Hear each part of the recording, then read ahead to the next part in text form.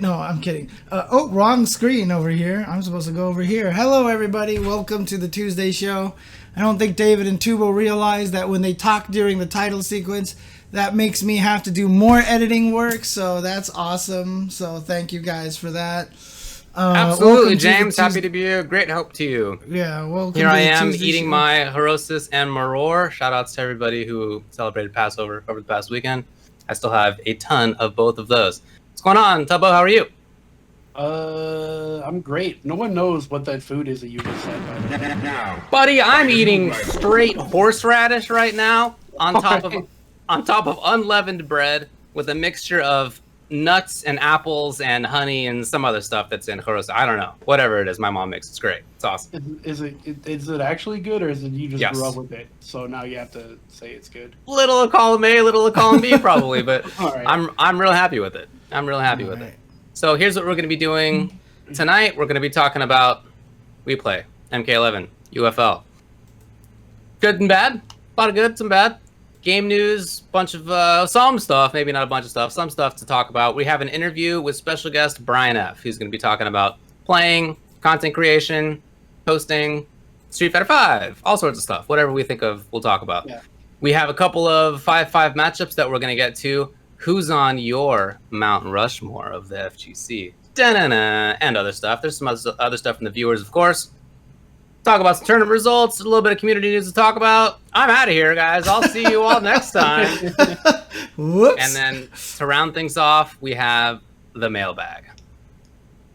Straight horseradish. That's right. That's right. Don't you guys like horseradish? I actually do like horseradish. Whenever I go to Arby's, I always get the horsey sauce, and if I get a roast beef sandwich, has to have horseradish on there. Otherwise, I will not eat it. I mean, I have like a tremendous amount of beet horseradish in here. I don't know if you can see how much that is, but it's a very large amount, and I'm looking forward to eating it. Tubo looks. I'm gonna have go to Arby's. Clean nostrils tonight. It's gonna be great. My sinuses are gonna be absolutely free and clear. That whole thing about people hating Arby's is such a bad rap, dude. Arby's is amazing. I don't know what people have a problem with Arby's for. James, let me sit upon your lap. We can talk about it together. Yeah. I'll get close to you and let you know. I would kill you, James. God. All right. Let's talk about WePlay. WePlay is a tournament happening over there in Ukraine, in Kyiv, in Ukraine. They did this with Mortal Kombat before when they did the Dragon Temple, which at this point was a few months ago. It was real fancy production, augmented reality, all sorts of fancy stuff, just like we have on the UCTV Tuesday show. Just augmented reality. Exactly the same. Same quality for sure. Exactly. Same quality, absolutely right. And they did it again. They, in fact, have a whole season with multiple different games. There's going to be Soul Calibur, there's going to be Tekken, but first off was Mortal Kombat, and that was this past weekend. So they invited 16 players over there. They had a $50,000 prize pot. It was all offline. They said that they did good COVID predictions again. Hopefully that was true. And it was fun to watch. Did you guys watch any of it? I actually did. You did? I actually did. I watched a lot of it, surprisingly. Okay. Oh, cool. Okay. I only saw the grand finals. I just watched the grand finals because it was on, during my bedtime. So I woke up only early enough to catch the grand finals. So I see. I don't remember. I watched it the next day. I don't even remember what. It was on the grand finals was on around like 3 p.m. or 4 p.m. or something like that. So. Well. Somewhere in the afternoon. Okay. Yeah. I watched, as you might imagine, basically all of it. I watched not a lot of it live, actually. I just still wasn't around. I had a lot of work, had some family stuff going on, but I did watch it over the next day or so. And yeah, it was fancy again. I mean, it was all different layout than before. Last time was very Mortal Kombat Dragon Temple theme. It was temple-ish looking, I guess you would say. And this was a little bit more industrial kind of theme. Well, I mean, I'm guessing that they're not going to do much to change between the games and the season, right? So they probably can't theme it too much for one game because otherwise they're going to have to tear down and rebuild and tear. So if they're planning to do multiple weekends in a row, I believe that they're probably just going to reuse most of the assets, right?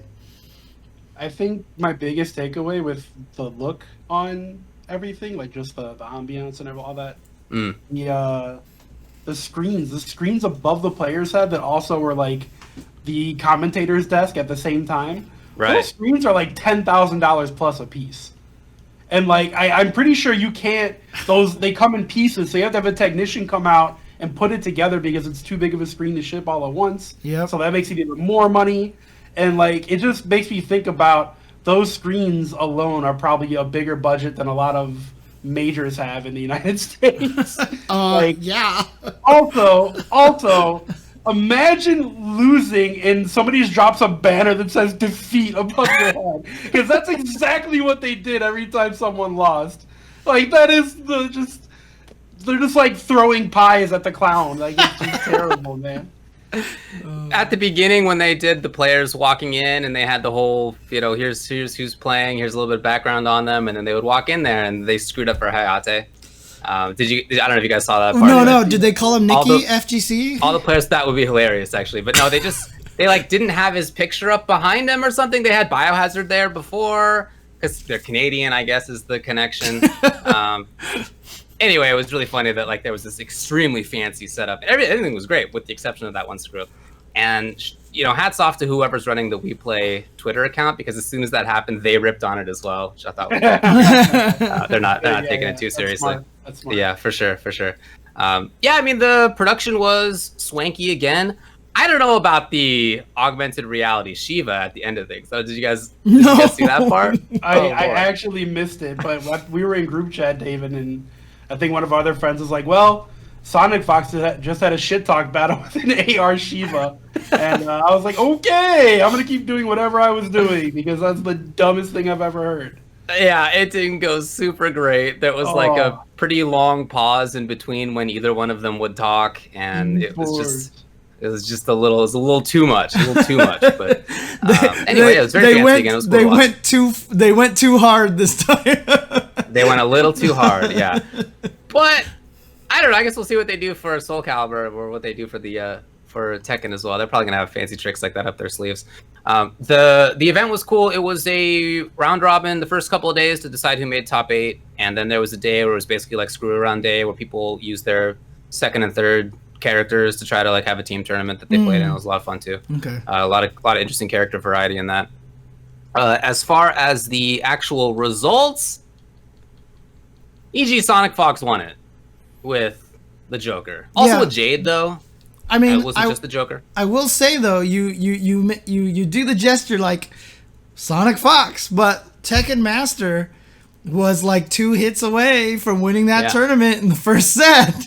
He was right there. He was literally 1 round away. I mean, I mean, it came down to the final round in the first set, and they both had no life left, and it was just off of the Jack in the Box explosion and conversion into the down 2, I think it was. That was ridiculous, but if it wasn't for that, Tekken Master would be the champion. Yeah, so Tekken Master got second place. Master Tekken Master was Cetrion, Jade. I feel like he played other characters too, but he had a good list. He won the Dragon Temple last time. I mean, a few months ago, he was the guy who came out on top. There was no Sonic Fox though. Sonic Fox wasn't there. So and I also don't even want to say he got downloaded hard. I mean, that's a tough thing to come back from, if you're 1 hit away from winning and then you're just like, oh my God. And then you got to gather yourself again. I think it's a little of column A and a little bit of column B, situation. It's tough to mental fatigue kicks in at that point. Ugh, it's rough. But with Tekken Master almost beating Fox and taking a close second place and having won the Dragon Temple before, he's got a good argument for being top 2-ish, top 3-ish maybe in the world right now. Yeah, clearly. UIU Rewind got 3rd. What was super cool, I want to go through this list because it's super cool that some of these players are in here. 4th was MK Azerbaijan, who's a player from Azerbaijan, a country in the Caucasus. And he named himself MK Azerbaijan because he wanted people to know about the country. And I'm aware of situations in which he's been in other countries and people have been like, hey, MK Azerbaijan, so where are you from? What country are you from? I don't know. Just like not being aware at all. So it's mission accomplished, I guess, that he's making people think about the fact that, there's this country that has a strong scene. According to him, he's not the only player there. He says that there are other good I players mean, there look, as well. to those people's credit, one of the people who plays in my Soul Calibur stream all the time is Florida Man. And he's definitely not from Florida. Unbelievable. Oh, man. He played Sonya Rain mostly, and those are two characters that I think a lot of the scene considers like on the lower half maybe of the tier list. So that was super awesome. Then Conqueror and Dragon both got 5th. And Dragon we'll talk about Dragon in a little bit, but he was definitely upset. He was somebody who also didn't make it to the Dragon Temple. And so I was curious to see how he would do here. Arn Kratos and Foxy Grandpa got 7th place. Arn Kratos is a player from Russia who, like MK Azerbaijan, although maybe not to the same degree, doesn't get the eyeballs on him that he should get because he's super good. Nobody's been able to travel, but even when there was travel, we knew him, we knew he was good, but he just didn't get that many situations to actually show it off. Right. So super cool for him that he made it up to top 8 in this too. Yeah, and it's a frustrating situation because I feel like that this is kind of one of those things. This is kind of changing topics a little bit, changing gears, but like I feel like this is what leads to most of these fighting games removing zoners at this point. But man, there was a lot of zoner hate for Cetrion in the grand finals, and it's like if you watch the game from Tekken Master's viewpoint, it's so stressful trying to keep somebody out, and it's like every wrong read you lose 40% and all these things, and it's like, God, do you not realize how much work it takes to play a zoner in a fighting game and be that consistent? Like, Look, man, all they're doing is just spamming over and over again, okay? They're just throwing stuff out. They have no idea what they're doing. They're just spamming the screen. How am I supposed to fight? I thought this was a fighting game. This isn't fighting. This is throwing stuff. I quit. I thought this was a game about martial arts, James, not shooty guns. What are you talking about out there? I mean, what people have to realize is the whole stage is there for a reason. Different characters are going to take advantage of the stage in different ways, and some characters want to play from a distance, and that's what makes it cool.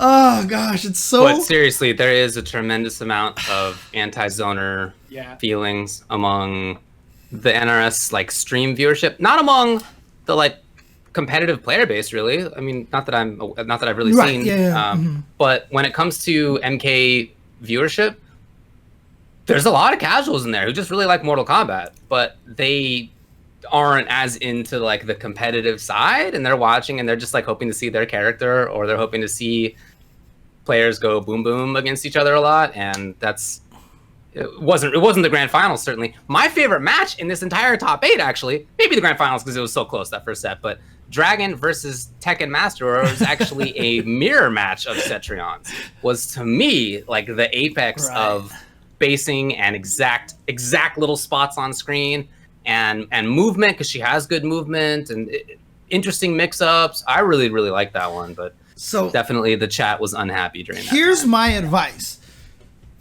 Someone in the chat says that from a viewer perspective, zoning ain't fun to watch. And I understand that. But but see, here's the thing. The reason why zoning is not fun to watch is because the people who don't think zoning is fun to watch hate zoners. So when you watch the game, by default, you are already putting yourself in the mindset of the person trying to break the zoning. So you're already seeing the zoning as annoying and frustrating. Next time you watch a match with a zoner, put yourself in the mindset of the zoner and think to yourself, I would do this move, and then watch Sonic Fox dash forward and you were completely wrong and you would have lost now 60% of your life because Joker just destroys you, right? Put yourself in the mindset of the zoner and try to see how hard it is to keep somebody out. And that's the thing. Like, if you play as, like I said, I played Harlequin in Injustice 2. And there are some matches where it was just like, yeah, you're going to jump. Here comes the little cupcakes and everything and, whatever. And it was great. Then there were some matches I couldn't keep anybody out to save my life, right? It's like, when the person gets frustrated, it's so easy to zone them. It's so easy to zone them. But as soon as you fight someone who knows what they're doing and understands zoners, oh God, it is terrifying. Like, as a zoner, you live your life in constant fear. That's just basically what it is, right? So yes, the quest stands at the edge of a knife. Stray but a little and it will fail. That's how it is constantly for zoners, which is why they're so cool, IMO. But I don't expect to convince too many people of that fact. And it's we've talked about this before, but it's just a fact, like everywhere, that people aren't into zoning as much. Yeah. In all times, it is. In every game, in every country, that holds true. And bummer, because I really like it, but that's how it be.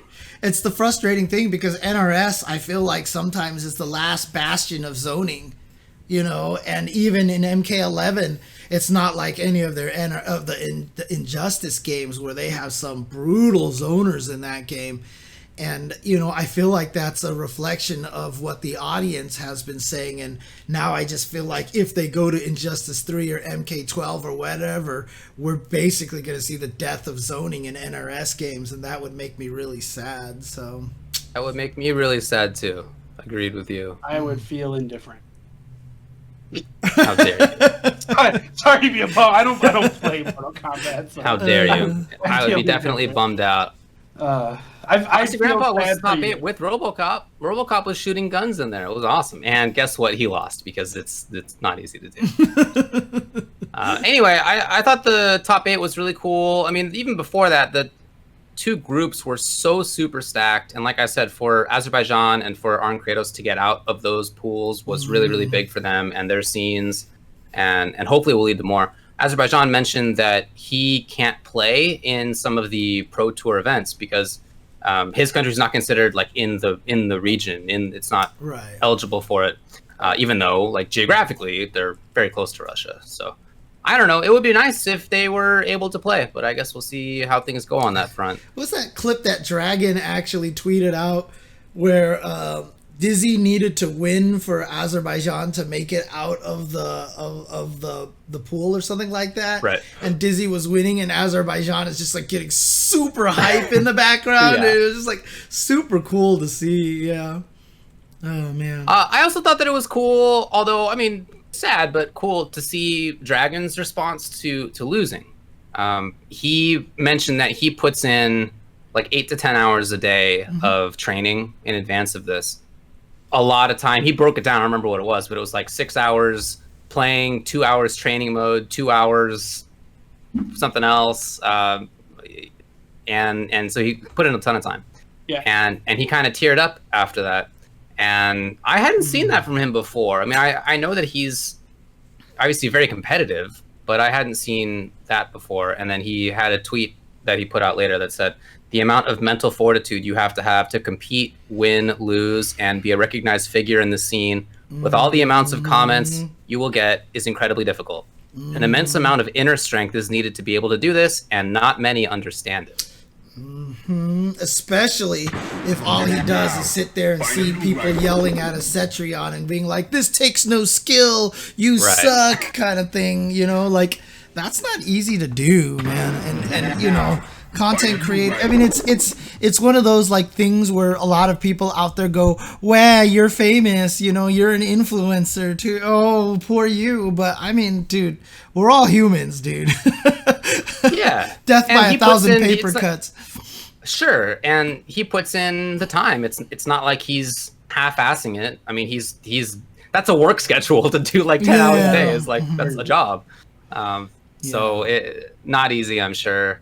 I stopped competing before the stakes were like the stakes are now. $50,000 prize pool here. And I remember how I felt when I was trying to actually be good in the amount of time that I was putting in and winning $50 at for first place or whatever it was. I'm playing Soul Calibur casuals on my stream yesterday, and there was one match, like I was getting so frustrated because I was so close to beating people, but I couldn't ever clutch it out. And in one set that I finally clutched it out, people on my chat were like, you sound so stressed out even though you're winning. Like, and this is just a casual match, right? This isn't even tournaments. And the whole time I'm just like, oh God, you know. for a while they had their BPM, their heart rate. Oh, that's right. Was up there, and they ended up taking that off. I don't really know why, but dude, some of those were up there. Some of those were in the 170s, 180s briefly. Hey, man, like in all seriousness, probably shouldn't do that, man. There might be some people with health conditions and such, and if it shows their BPM a certain way, it could give that away. So that's probably why they took that down. Yeah, I kind of had some similar concerns just for privacy. Yeah, exactly. Okay. Like, don't. It's like from a viewer perspective. Yeah, on the one hand, like it's interesting to note when their heart rate goes up and down. What are the moments and decisions where that happens? But also, like, I know that they're stressed. I know that. I can see them. I've competed, although obviously, again, not in $50,000 tournament conditions, but like I can guess. And so when they took it off, I wasn't annoyed by that. I thought that was totally fine. But interesting idea. One thing I will say in response to what you said about Dragon, though, my advice, honestly, to Dragon would probably to figure out a way to lower the hours a little bit, because there is a limit to how much you can learn in a day, I think. And so, while he does put in that much time taking care of yourself, but I mean, he talked a lot about the meditation and stuff like that as well. So I think he does do a good job taking care of himself. But I don't know if 10 hours a day is necessary. I also don't think that's his regular schedule. I think this is like specifically in advance of. Yeah. Okay, gotcha. Just for big events. Gotcha. Okay, makes sense. Oh, Foxy's in here. He says that your heart rate's normally 114, but you downed a Red Bull before going on stage. It's just going to be artificially inflated. Yeah. Red Bull gives you wings. BPM 240 coming in hot. Yeah. I'm going to anti-air everything. Send to the doctor. Yeah. Maybe that's what I need to do, but when I play Street Fighter 5, down some Red Bulls, and maybe I will anti-air things, Jesus. I'm not sure it's actually going to make it better. I'm sorry. I mean the G Fuel. I have G Fuel in my house. The G Fuel, of course. G-Fuel, of course that'll work. Look, it was cool. I had a lot of fun watching it in a lot of the different ways that we just talked about. I also really like that there were some character picks that I think were like off meta that people didn't quite expect. Like I said, Sonya and Rain and RoboCop. And it was just really cool. I really enjoyed watching the event. Good job to everybody involved on that front. Dude, also, that's a great question from Hanzo Gonzo. When FGC players are going to contract live-in coaches like in chess. Like, I mean, we talked about Hungrybox when he won Evo. It was largely due to his best friend being a kind of like a coach for him constantly. I've talked about players like Shady K, like Flo. Like Flo would be like one of the greatest live-in coaches because he'd be good at any game you'd want to play. And he would be able to... Unless it's Marvel 3. Damn. So how about that 1x bet controversy? What's going on with that? Correct. Let's talk about that one. Yeah. Well, so that was a sponsor that showed up on the stream, on WePlay's stream. And when it happened, I didn't know what it was. I didn't really think about it, actually. I saw the words on there, but I didn't really think about it. And then some other people started talking on Twitter and the like about what this sponsor was. And I started seeing tweets. I started getting DMs. Started seeing things in group chats that were about what 1xBet is. So it's a betting service, obviously, as the name implies. And that's what they wanted you to use it for. But it's not available in a ton of countries. Not the US, not the EU, not the UK, not actually even Ukraine, where this was taking place. So that's all pretty weird. And upon looking into it, it has really, really big legal problems. The alleged founders may be criminals wanted internationally and at home, whether they're from Russia, they live in Cyprus now. That's real shady. And they have sponsored some other stuff in the past, but that's all kind of gone by. Some of it's gone by the wayside. They're still sponsoring ESL and some other stuff, but others dropped them after this kind of came to light. Right. And the fact that it is banned / doesn't have a license in a lot of different places. There are reviews that you can read online about it, of it basically taking people's money, people who are trying to bet on it, and it didn't, whatever thing happened and they didn't get their money back, or the bets didn't actually pay out or whatever it was.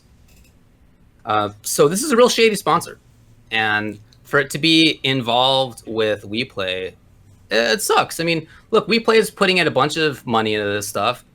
Oh, the streams you mentioned are just an absurd cost, I would think. But Yes. like in general, these are Dragon Temple was $1 million. I mean, was it $800,000? Like it was a lot. And this was a lot.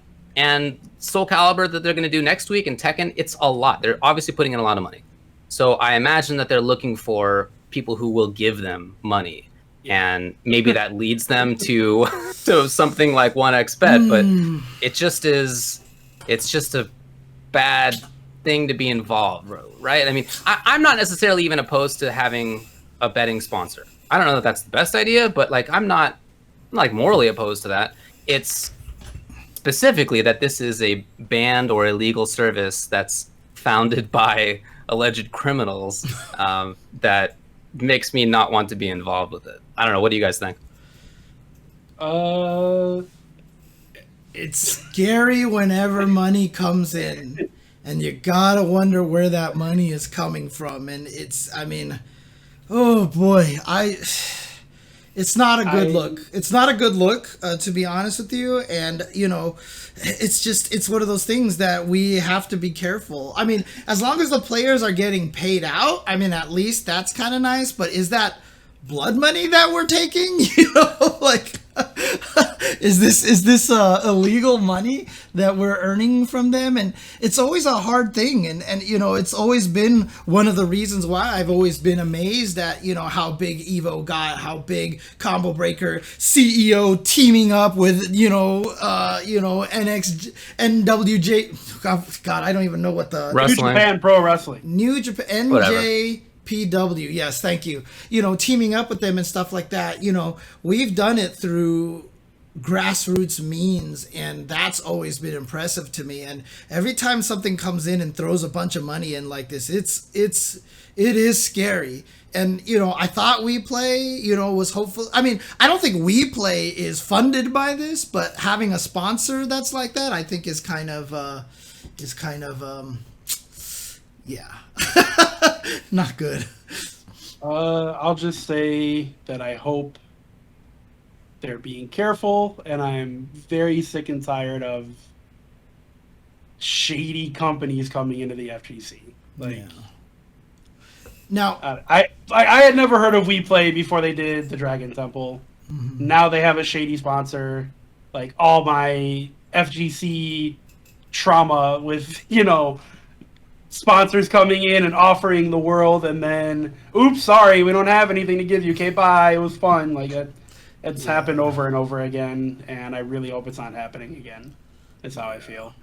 When WePlay first announced that it was going to do the Dragon Temple, you know, I've been writing a monthly article for them as well. And when they asked me to do that, I looked into them. You know, I mean, I'm no investigative journalist, but like I asked friends of mine who are more esportsy and are familiar with them, like, has WePlay ever like not paid out?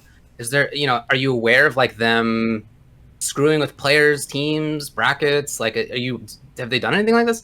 And they weren't aware of that stuff. They had been doing things in, I think, Dota and something else for years at this point. So that was encouraging to me, you know, and that's part of why I was willing to write for them and like happy to see them in the FGC.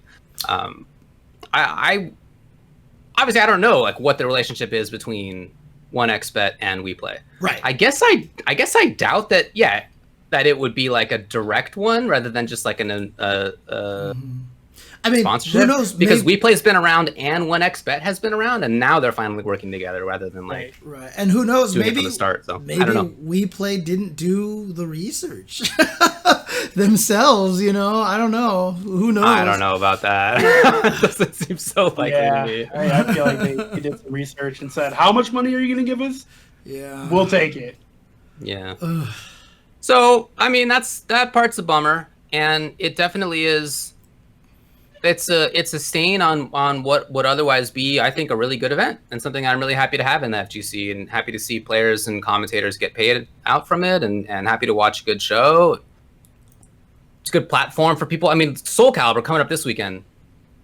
This is a new thing for them, right? I mean, Mortal Kombat has had big, extremely high payout events. Right. Calibur hasn't really had that kind of stuff. And there are players who've been doing Soul Calibur for 20 years who are going to be at this event as players or commentators. Right. And that's huge for them. And it would be a real big bummer if that was taken away. But also, like, if the money is coming from some illegal gambling scam, then, I mean, I don't know that anybody would want to take it. Yeah, I mean, the thing is, we have a right, I guess, to be cautious because, as Tubo mentioned, the FGC has been kind of screwed over by these things over and over again. I've heard stories of companies seeing the FGC as a cheap way to get into esports, because we are so poverty and everything. Like, oh, we can get into esports by going through the FGC and starting there first, and they're probably right. It probably kind of is a cheap way to get in there, but it feels, like they're not in it for the FGC. You know what I mean? And so we always have to be kind of careful in these situations. So, it's hard. And I know some people in the chat are saying it makes the FGC look bad or whatever like that, but I think us being more cautious about it actually makes us look good. So, and it's not like the FGC is categorically hesitant to work with big companies. I mean, we all thought it was cool that WePlay did the first event. It was not until there was some real shady sponsor that any of us is like, what's going on here, right?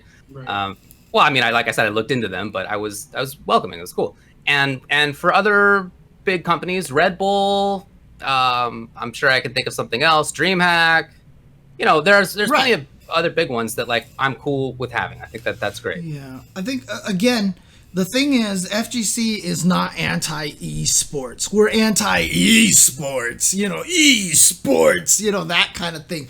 We would like the big productions, we would like the big companies and everything like that, but we just don't want to build it off of, false money. We don't want to build it off of venture capitalists. We don't want to build, these are the kind of things we want to be able to produce things our way with our personality. We have such a unique base of players, commentators, and everything. And esports, while it has been getting a lot better, in the past few years, there's still kind of like this, I don't know, this kind of association with it. Maybe it's just me, and I feel like FGC is a lot more raw, and I just kind of like to keep it that way as much as possible. So, yeah, no more AR shit talk battles. Can keep that. We don't want it. But some of their AR stuff's pretty sick, though. I don't want to get rid of all that. Yeah, but not that. Okay. That was a good experiment. Let's never do it again. Right. I saw somebody talking about it as if it was like a real life Shiva somebody had dressed up in cosplay. I don't know. I thought that was very funny that somebody could believe that. Anyway, all right. Anything else to say about this? Nope. No, let's move on. Okie doke. There's going to be, like we said, another one this coming weekend for Soul Calibur, but we'll talk about that later. Mm-hmm. Okay, cool. Let's talk about the game news that has happened.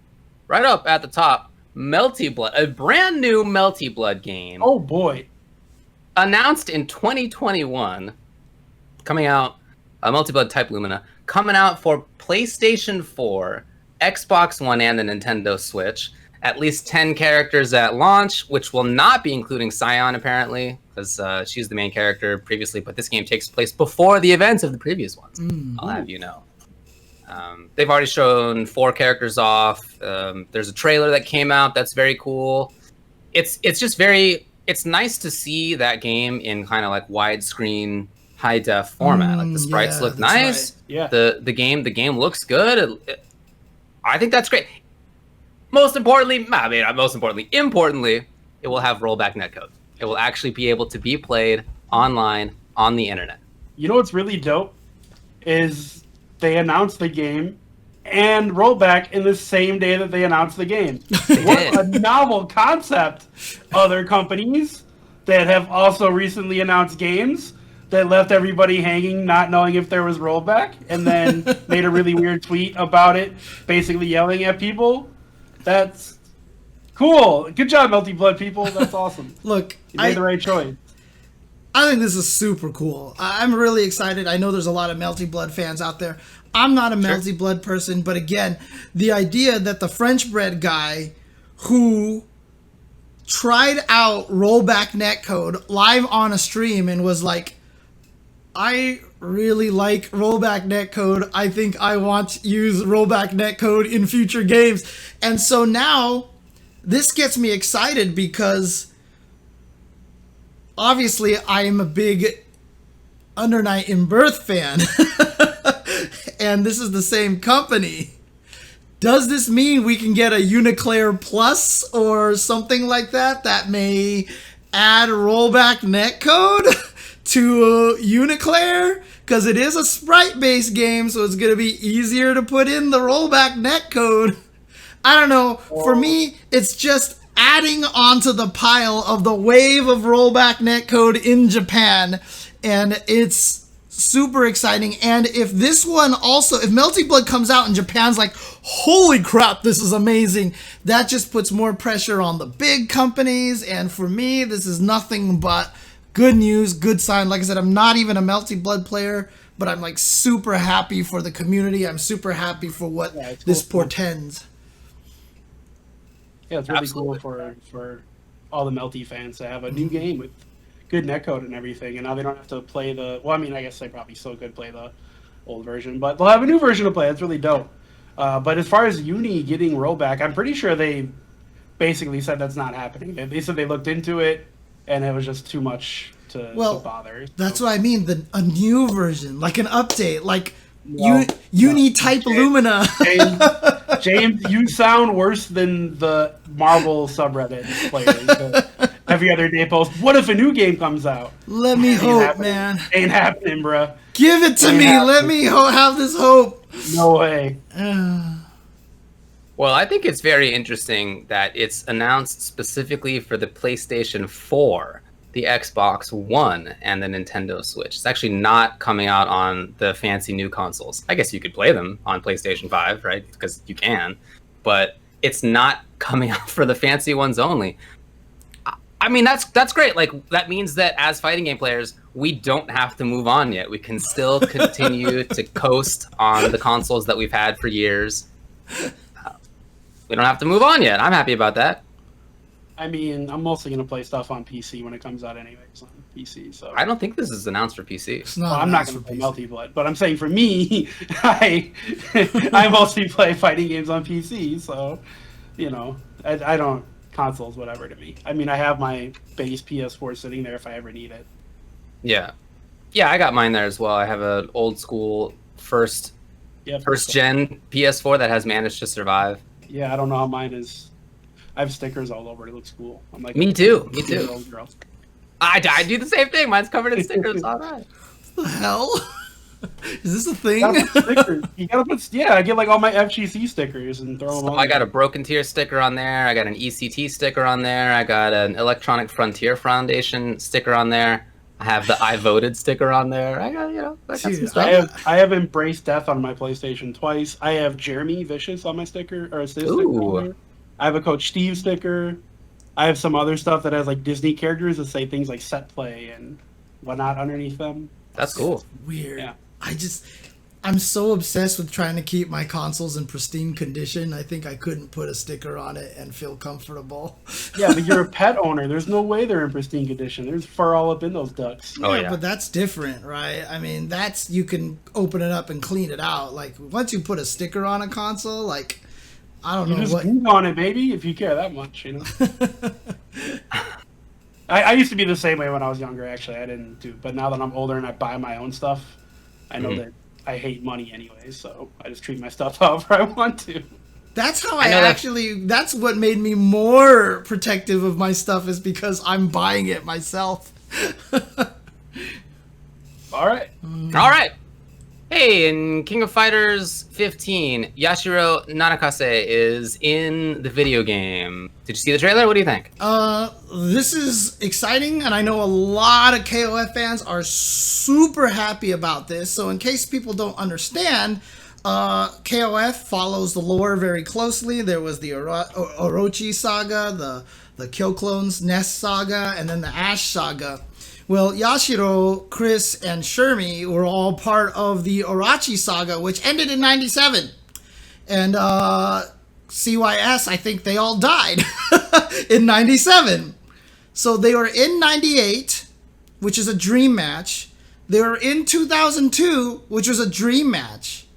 But outside of those games, they have not been playable in a KOF since then, in a mainline KOF game since then. So the fact that they're returning, and they kind of hinted at that in the ending of 14, that some time thing or spirits of trapped in Verse, and when Verse died, the people who have died, their spirits are released, and so they've been resurrected because Vice and Mature were in the game, etc., etc.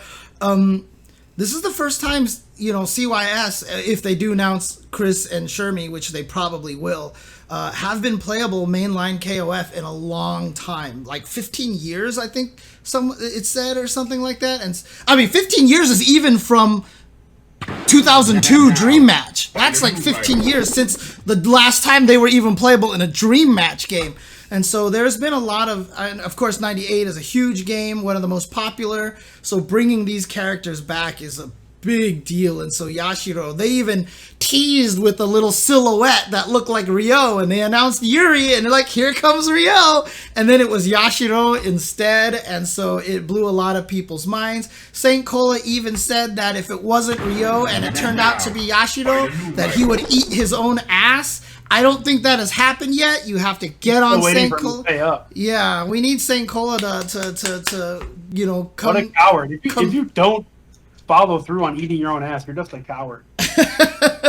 But the fact that Yashiro is there was a very big deal for a lot of KOF fans, and he looks fantastic. And he's a character that's never had a 3D model. He wasn't in 14, so he's all brand new. And his animations actually are really nice too. Like even when he does the little punchy super that you see in the trailer, every punch is a different animation. Like he's not actually repeating the same punch over and over again. So it's actually really cool, and I thought it was really nice looking. By far, the best looking character they've shown so far. Mm-hmm. Yeah. By far, the best animated and coolest looking character. It's like not even close to me. Like I feel like he is almost from a different game. Yeah. I personally still think that Terry looks the best, but I do think that it's those two. I think it's those two. Yeah. For sure. I think the special effects on Terry's specials are like hideous. So anything cool that he did, just fair enough. Yeah, the nice thing about it is you can probably see how it's going, right? Like I said, Yashiro is a brand new character, not from 14. All the characters that we've seen so far, except for Chizuru, who actually look pretty good. She's not going to be dynamic because that's just her fighting style. But like all the characters so far have been returned, and they're kind of reusing the animations from the previous game. So they're probably spending a lot of time on the new characters, obviously, and so that's why I think Yashiro looks really, really cool. Honestly, I think she looks really cool. All right. He looks really cool. Sorry, I was reading the comment about Mai, and then I said he looks really cool. Whatever. It's all good. Yeah. Yeah, all right. Strive news. What happened with Strive? Yeah, kind of, maybe. So on the Arxis website, they have an updated pre-order guide. That pre-order guide lists among the sort of spreadsheet, if you get this version of the game, here are the things you get. If you get this version of the game, here are the things you get. Well, one of the things that you get is, let's see. Early access, right? Wow, actually, since I looked at this site, they have updated this. Really? This is hilarious. So I was going to talk about how it said early access to open beta test, because it did say that. But now that actually has a strike through. And it says, this bonus is already finished. So I was about to talk about how maybe there's going to be a new beta. Could be. But that has actually changed in the last, literally just a couple hours since I put this together. Oh, no. All right. So they're basically Nevermind. saying that early beta was the one that we already got to, right? Okay. Something to point out on that, though, on the original version, it did show previously if the game had launched when it was supposed to, you didn't get as much of a bonus for pre-ordering. You didn't get, like, the early access wasn't full early access. There wasn't going to be online play or anything like that.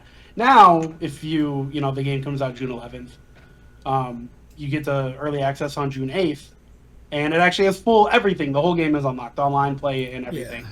So that is a bit of an upgrade, I guess, but also not really because the game was delayed for two months. Right. So, yay! early access. All right, well, there you go. That ended up being a bummer, it turns out. But, all right. But don't worry, because we have Street Fighter V Spring Update. Tell us about that, David. You got it, bucko.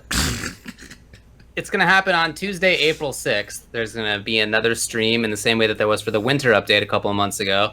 That will be Tuesday, April 6th at 3 p.m. Pacific time. This is going to have updates on Season 5, on Rose, on Oro, and more, whatever that's going to mean. A partnership or collaboration or something was mentioned, right? Yes, that's right. There will be special guests as well as the director, Takayuki Nakayama, and producer, Shuhei Matsumoto will be there like they were last time. They're going to be talking about... I should say the what did they call it? Whatever the plan was that they announced. Rose is supposed to come out in spring 2021, which is now. It's currently spring 2021, along with a new stage and quote professional costumes, whatever that means. So this is going to be next week again. There was also an interesting interview with Nakayama on Inven Global. It was about how they choose characters and how they approached Dan and Rose, and he talked a bit about how in designing those characters, they went more alpha style rather than Street Fighter 4 style. That was more of their influence, and they really wanted to have Rose be. I'm looking for the quote here. Let's see. Well, whatever. They just want to make Rose look fancy and different. So she's a little bit less maybe mobile and a little bit more like refined looking in how she fights, which is part of why she does not have soul throw. So they're just interesting. We're talking about how they went around figuring stuff out, right. And how they made Oro work because he has a turtle rather than just having one hand that's out of his bag, like that kind of stuff. It was a cool interview. I recommend checking it out. Okay. Talk to me, though, about what you guys are looking for. What do you want to see in this update, / what do you expect to see in this update? I'm looking forward to the new mechanic that they're going to unveil called V Control, right? And then the next one will be V Alt, and then the next one will be V Tab. So, I think that'll be exciting to see. No, I'm kidding. I'm about the Alt Tab out of this. Yeah, control F4 real fast. Next tab, please. No, I mean, I'm excited. I mean, if there's even any hint, like, even if we get like a single animation like we did for Oro last time for Akira, I'm gonna be really excited. I'm gonna be really excited for that because that's a character I'm really, really looking forward to. I just really want to see how they're gonna try to incorporate, like, her V skill had better be a launch into an air combo, and then like her super had better have like her teammates come in and blow people up and stuff. I'm really excited for that character and see how they would incorporate some rival schools-y stuff. Well, I don't know that we're going to see that part of it, but... Yeah, I don't know if I'm expecting any of that. That's why I said, if I get even just a glance, one animation for Oro, I'm going to be happy. I expect to see a lot more Rose. They'll probably show off some more of the motion capture stuff that they were showing off. Oh, that's right. Yeah, that was cool. Hopefully a full breakdown on Oro. Kind of like how we got Rose last time. Hopefully we get an Oro this time. Right. That would be really dope. And then I'm sure they're going to keep teasing who the last character is. Like they kind of played around with 11, and then now there's a collaboration, which probably doesn't have anything to do with the last character. It's probably actually like a Steve Aoki type collaboration again. So I expect them to keep trolling us until they're ready to reveal that. But Yeah, I hope for more of the same. I hope for more of the same from last time. They're doing great. Capcom's been killing it. I totally agree. If it's just like it was last time, I'll be very happy. I was really happy with it last time. Yeah, I mean, it's been a couple months, and they've had some time to work on Rose. I don't know when the footage that they used last time for her was even taken. Maybe it was a while before that, right? So yeah, I mean, I would expect to see some of her, and then a little bit more of Oro, and I don't expect to see the last character certainly, but yeah, maybe we'll get a screenshot of Akira or something. Yeah, because I'm also concerned as well, because Rose, even in the footage that Capcom's been using in all their social media, the lighting on her still seems a little weird, and I feel like the animation still doesn't seem like it's getting like more smoothed out like we were hoping it would be from the first one. So I'm really excited to see Rose in this and see how much has changed, because if it's changed and you can see a drastic difference and the lighting all of a sudden looks better and her animations are better, that sets us up for, if Oro looks kind of stiff, then we understand where that's going, etc. And again, I would love to see that, because if they're willing to show characters in a uncompleted state and then they get fleshed out through time, I think that's an awesome way to present stuff, to give us information, so we don't have to sit here and only wait for pure amazing, like, here, look at this beautiful, like, they can give us tidbits as they go. Sure. Sounds right. All right, well, I think that's all I have for game news. Someone asks, who do you guys think the last character will be? I'm just curious, do you guys have any still say? Do you think it's going to be a guest character? I'll just simplify it to that much. Do you think Street Fighter is finally going to put a guest character in there, or do you think it's just going to be another Street Fighter character? Street Fighter character. I think it's a guest character, but if it's not, then it's a Street Fighter character that was play like a Street Fighter 1 type character. Like Geki or something like that. Maybe like Hagar, because he's never been in Street Fighter before. No Hagar. Something like that. But yeah, I do think it's a guest character. I have no idea from what series. I kind of hope in like the back of my brain. So I don't think another Marvel vs. Capcom game is ever coming. But I do hope that Capcom makes an all-star game. Yeah. So I'm hoping that it's a guest character that leads into something like that, maybe, or like opens up the thoughts of an all Capcom versus game.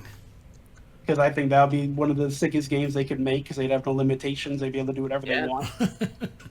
But other than that, yeah, I have no clue where the character is going to be from. I just think I don't think they'd be so hidden about it if it wasn't like a big reveal, That's all.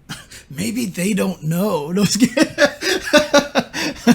Maybe they're still trying to pick a character. It's going to be 12. Yeah.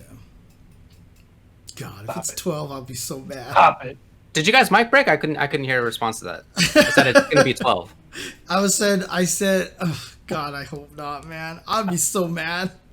I'll be so mad if it was 12. What if 11 turned into 12?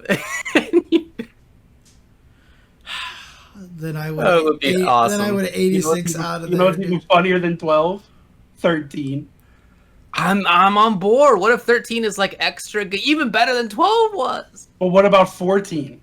Oh, yeah, that would be amazing. 14's even better than 13. You can't go any higher than that. Did you say 15? Wow, no. Look, they just need to make the character. That's the max. You can't go higher than 15. No, 69. That's what they just have to do. They just have to have 69 the character, or 420 the character, and that will be the end of it at that point. Both. And maybe do a fusion dance, become 69 420 Yellow Blaze it.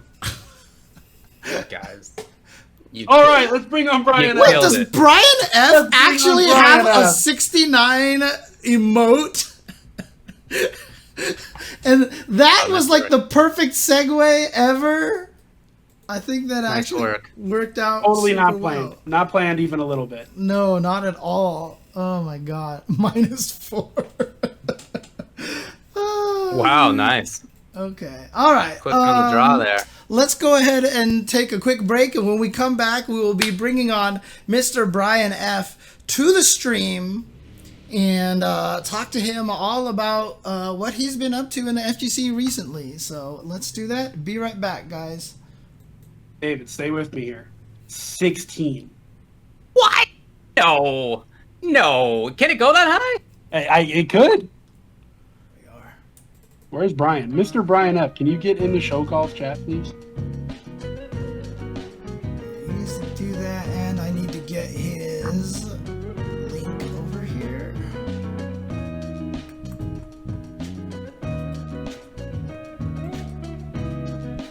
I'm gonna grab some water. I'll be right back.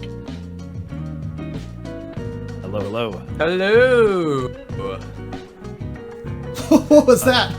Let me change my output audio device. I don't hear you guys. 1 second. Hello. Who? Hello. Hello. There we go. Loud and Alright. clear. Oh, sweet. And I've upped your volume. I can hear you loud and clear. Let's do this. Good. How's it going? It's going very good. How are you guys doing? Good. How was work? Uneventful, which is a great work day. Yeah, I was about to say, that's usually a sign of a good work day. Uneventful. Tell them I'm on stream. Oh yeah, I am on my stream. So I don't know if Indeed. you guys have your audio on your stream. So Yes. We No have leaks of the all the super audios important on all the interview. streams. Let's see here. I don't see anything on your camera right now. Uh-oh. I gave you the link, so... Oh, I think I'm That using link. the wrong one. Let me put the other link in here. I grabbed the first Yeah. one. You put a second one in Yeah. there. So I might have put a third. I didn't really get the concept of this thing until a few tries in. yeah, it's weird. I mean, the advantage of it, honestly, is that because you turn the camera view into a URL, you're not directly capturing anything on your desktop. There's nothing you can move in front of everything. You don't have to worry about Discord moving the cameras into different spots on the screen and everything like that. Right, because it's a browser plugin, so you actually put it into OBS directly. And Yeah, it you becomes put it as a another, web page. source. Yeah, exactly. Nice. That's the advantage of it right there. So just as a Right. as a way to explain it, it was who was it that told me about this thing? Shoot. Oh, I can't even remember now who told me about this. Yeah, audio is always supposed to be on at this time. Everybody can hear us, so. Gotcha. Oh, it was the Purple Sharpie who told me about OBS Ninja. That's right. Oh, nice. Yeah, she's the one who taught me about this. She got the tech. Yeah. You're looking positively Sajam there right now, so.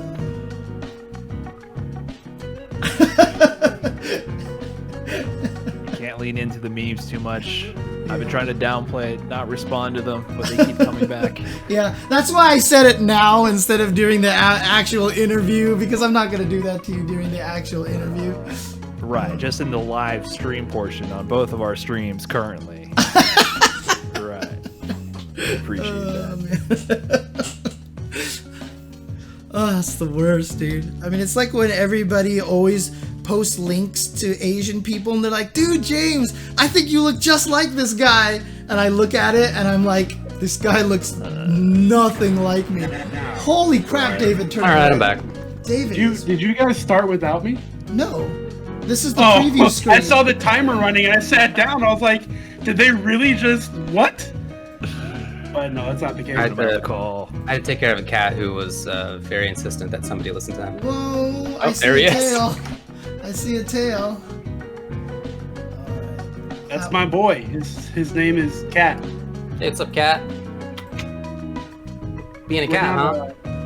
We're still on break, right? Yes, Yeah, we're but let's still on start. break. Okay, no, hold on. Give me 1 second.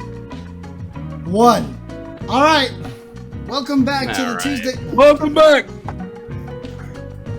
I'm ready. Okay.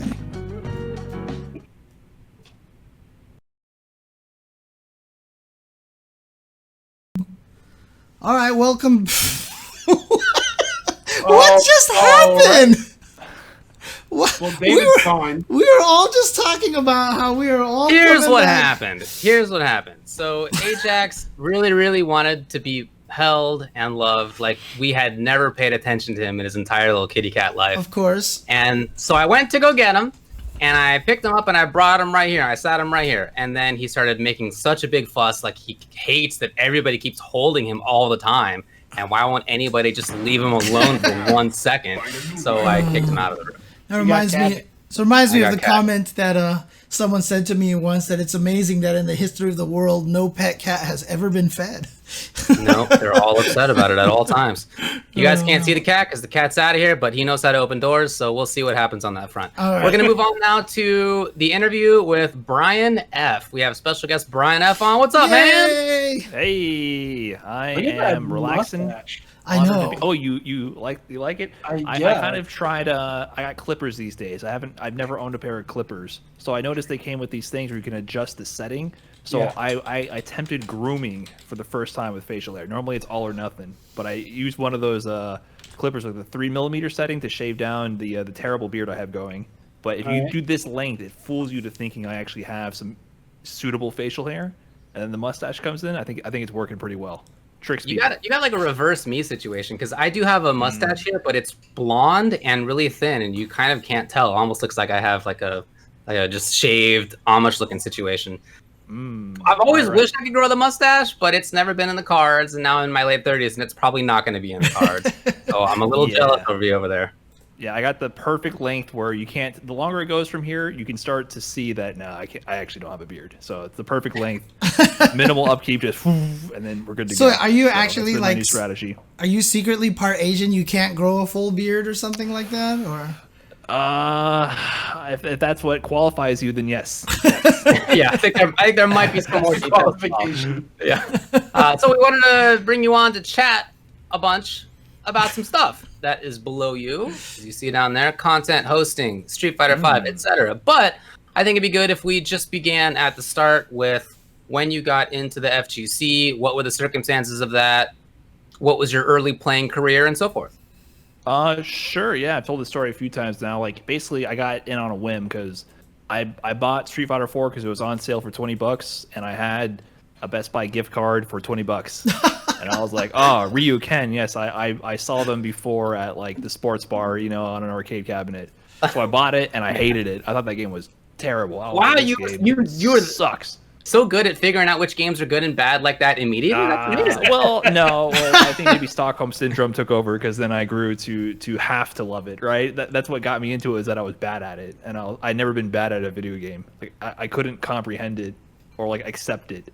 So that was like December 26th, the day after Christmas 2009, and then since then, like I just kept playing because I was like, I can't accept losing to the CPU. And then I had a friend, Brandon. He showed me that there was tournaments. I'd said, hey, I'm playing this game. He's like, oh, I really play that game. Like I play that game a lot, like in tournaments. And so he introduced me to like the South Florida FGC. And then since then, it just kind of kept going and going. And I was going to college at that time. So University of Florida was like the center of the state. So I got to go to all the events, which they were mostly in the center of the state. So that's kind of just where it began. So in between classes and stuff, on the weekends, we would carpool to random tournaments and just do what we could. We went to like CEO and final round, like, 6 in a car, 8 in a hotel room, that sort of thing. Sure. Yeah, so just kind of got into it that way. And just kept doing that till I graduated. And then 2016, I started working in Milwaukee. That's why I'm up here the Midwest these days. And that's when Street Fighter V dropped. And I was in a position where I could start traveling more, so that's when I kind of just said, okay, like, let me try this. Let me actually go to an event. Balrog was top tier in season 2, and I was like, let me really go to some events, let me like, now is the time to start dropping some money on traveling around if there's going to be ever a time. So that's kind of how it went. And in between then, I started streaming, and that was always a consistent theme in the background. But basically, it all started on a whim. I just saw the game, and it was $20, and that's all I had on a gift card. Dang. Who gave you that gift card? Who set you on this life path? Oh, good question. I'm trying to remember. It might have been my parents at that time.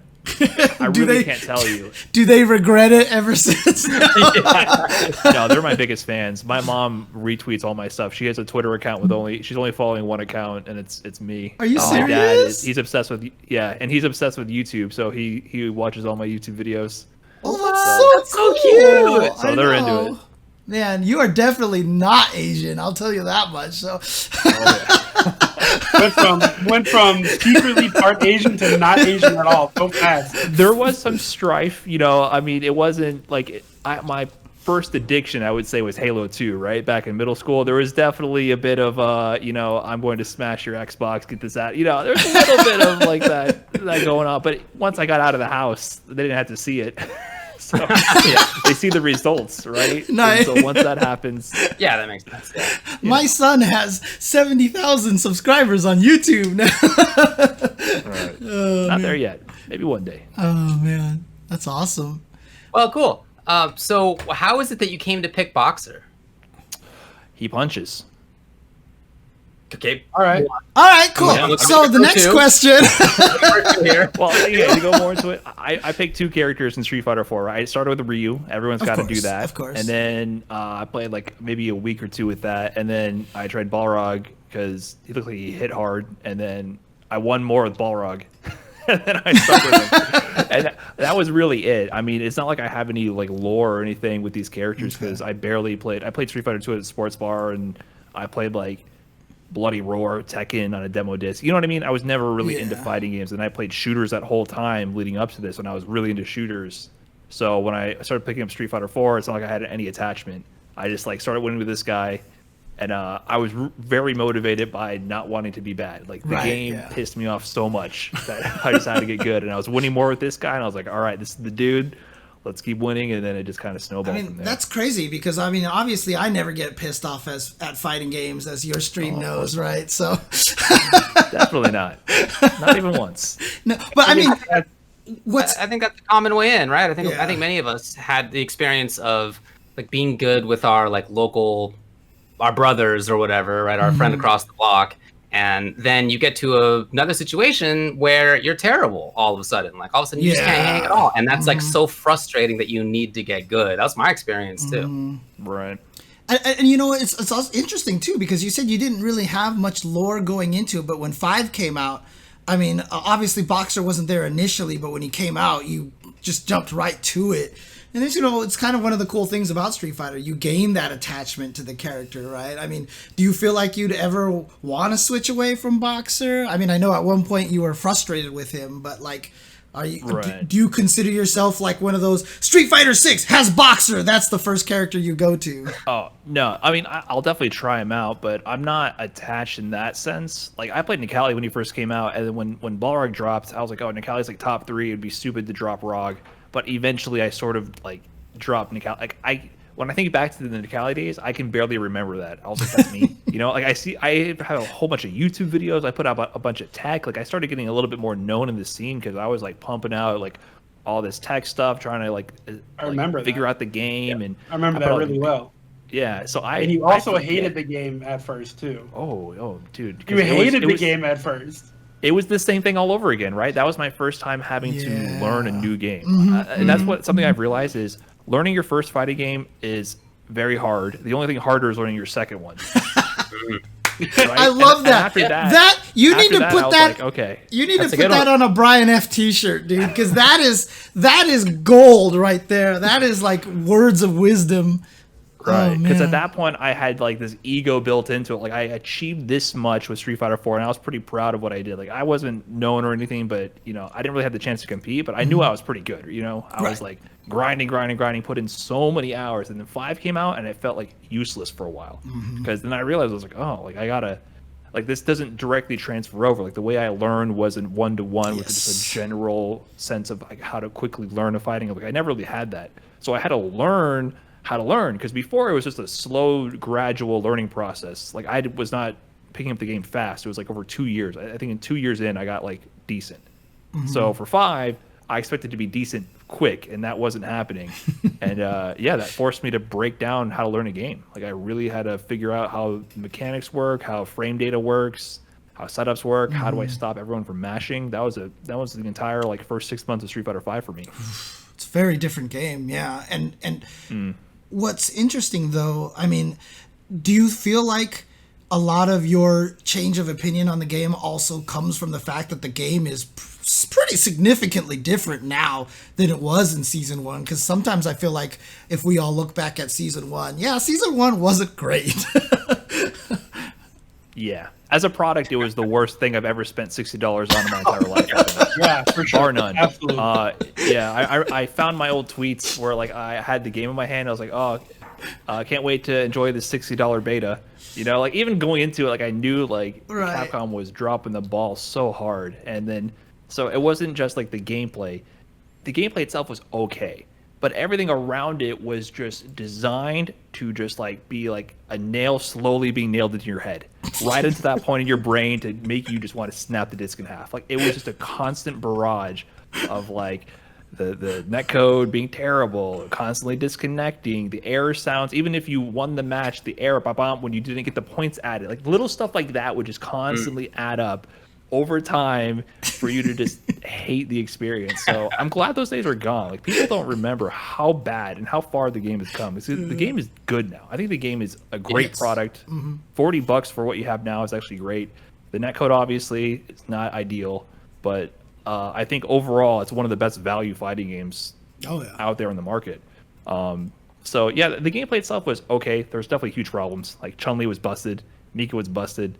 I know you don't like that they got rid of invincible DPs, but I thought that was amazing, you know. So I enjoyed the game, but I think it's definitely improved a lot. Yeah, we'll talk more about Street Fighter V and how you think about it right now in a little bit, but let's talk a little bit more about you playing. So you have now gotten to the point of winning an LBC, right? I mean, you're pretty good at this game now. How did you? What was that kind of improvement process like for you? How did you go about doing that? Whoa. Brian didn't improve. -4. You know, like, you just got lucky. -4. We -4. had that wrong. Wow. They know the truth. Okay, all right. Think of these lies. But even before that, like you were doing well at NLBC.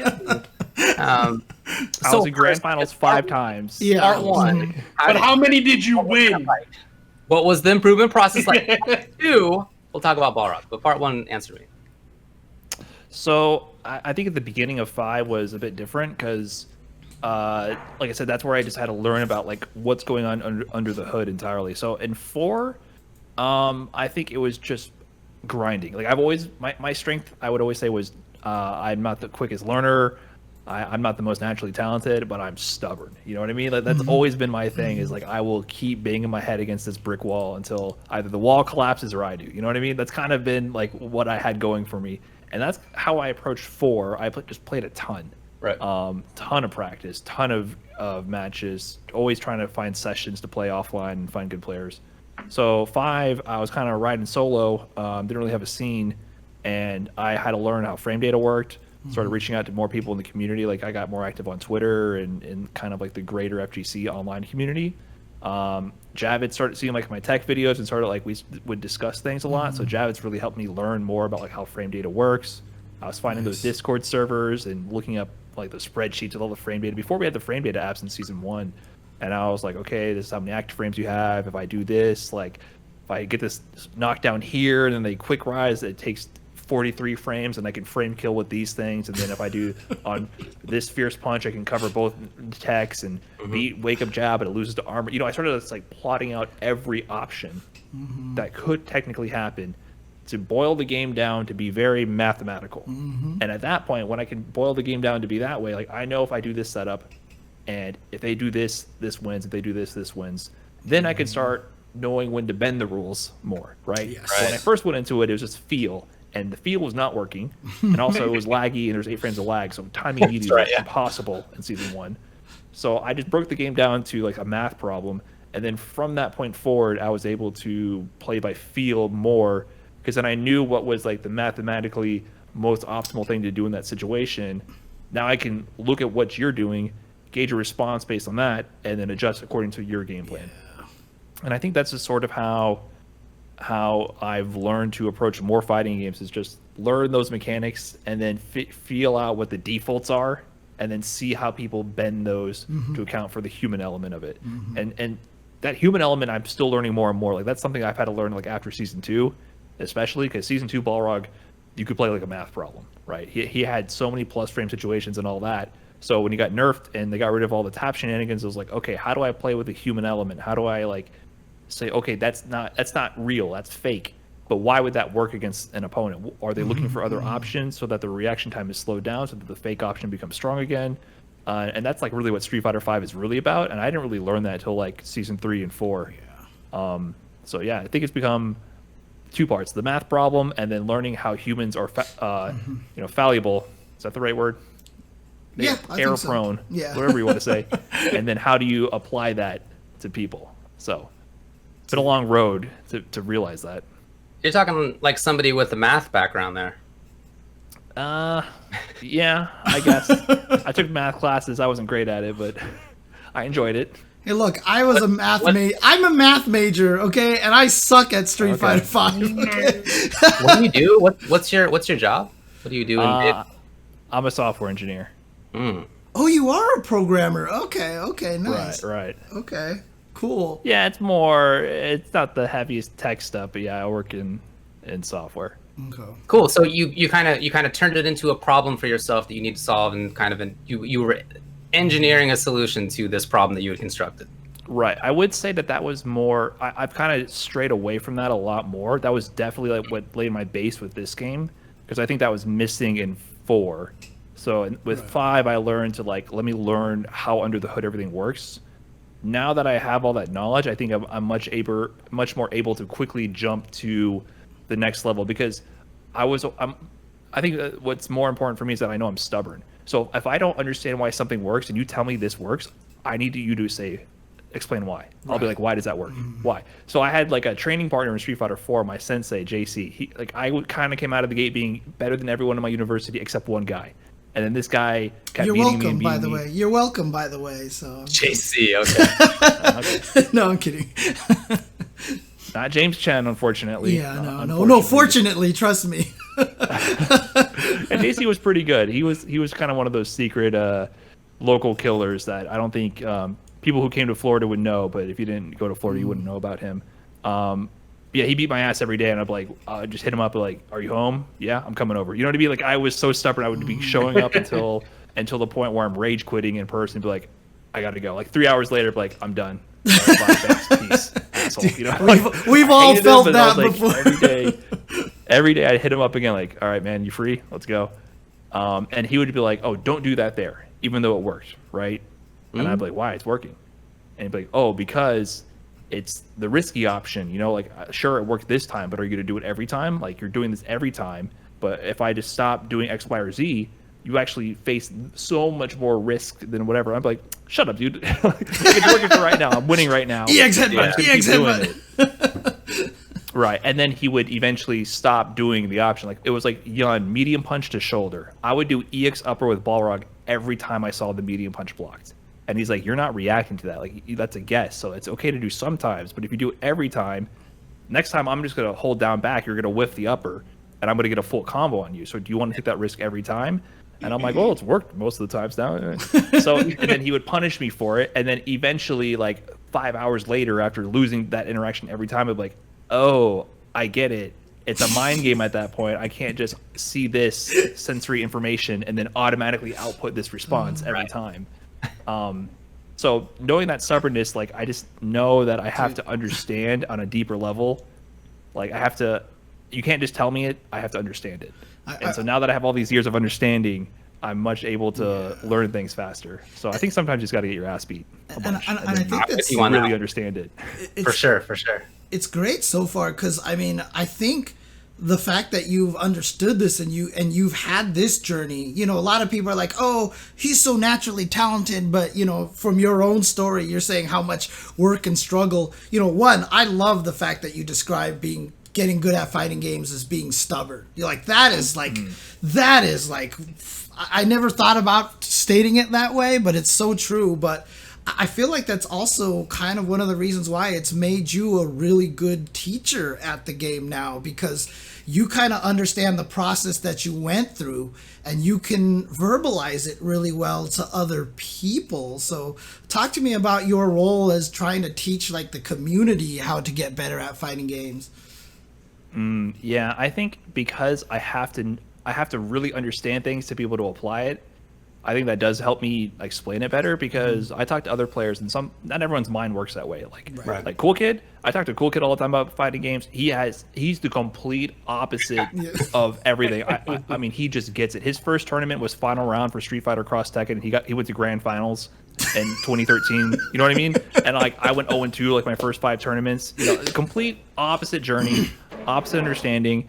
And then he would do something, and I'll be like, oh, like that's working because of this. And he's like, what? Like, I just know that it works. Like I just win, Yeah.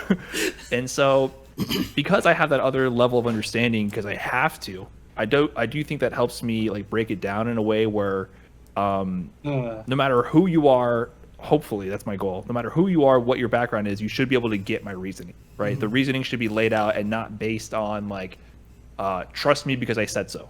Right. I never perform well with that. That's I hate that kind of talk. Like that's I think you face that a lot in the FGC. Like growing up in the I'm saying growing up, but like becoming a member of the FGC, I think you get that a lot. At least in the 09 era, probably even more in the arcade era. When you try to get advice, I feel like most advice was like, I'm better than you, so this is how it is. And that's a lot of what I got. And I'm like, what?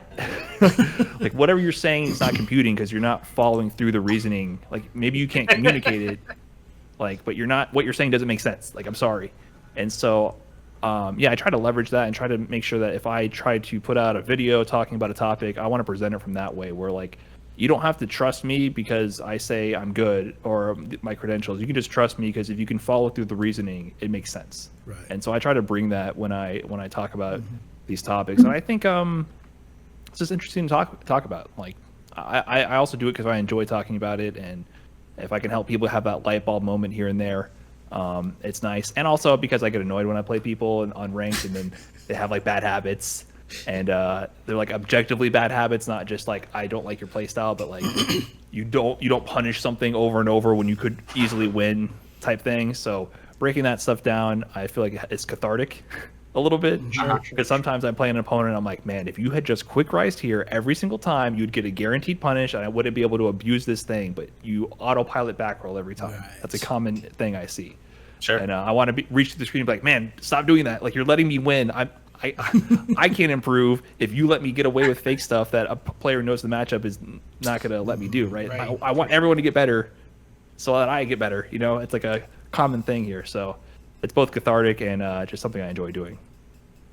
So you talk about getting better, Brian. I've noticed you branching out, playing other fighting games, or at least trying them out. Like the KOF trials, or you learned the Iron Man Infinite and Marvel 2.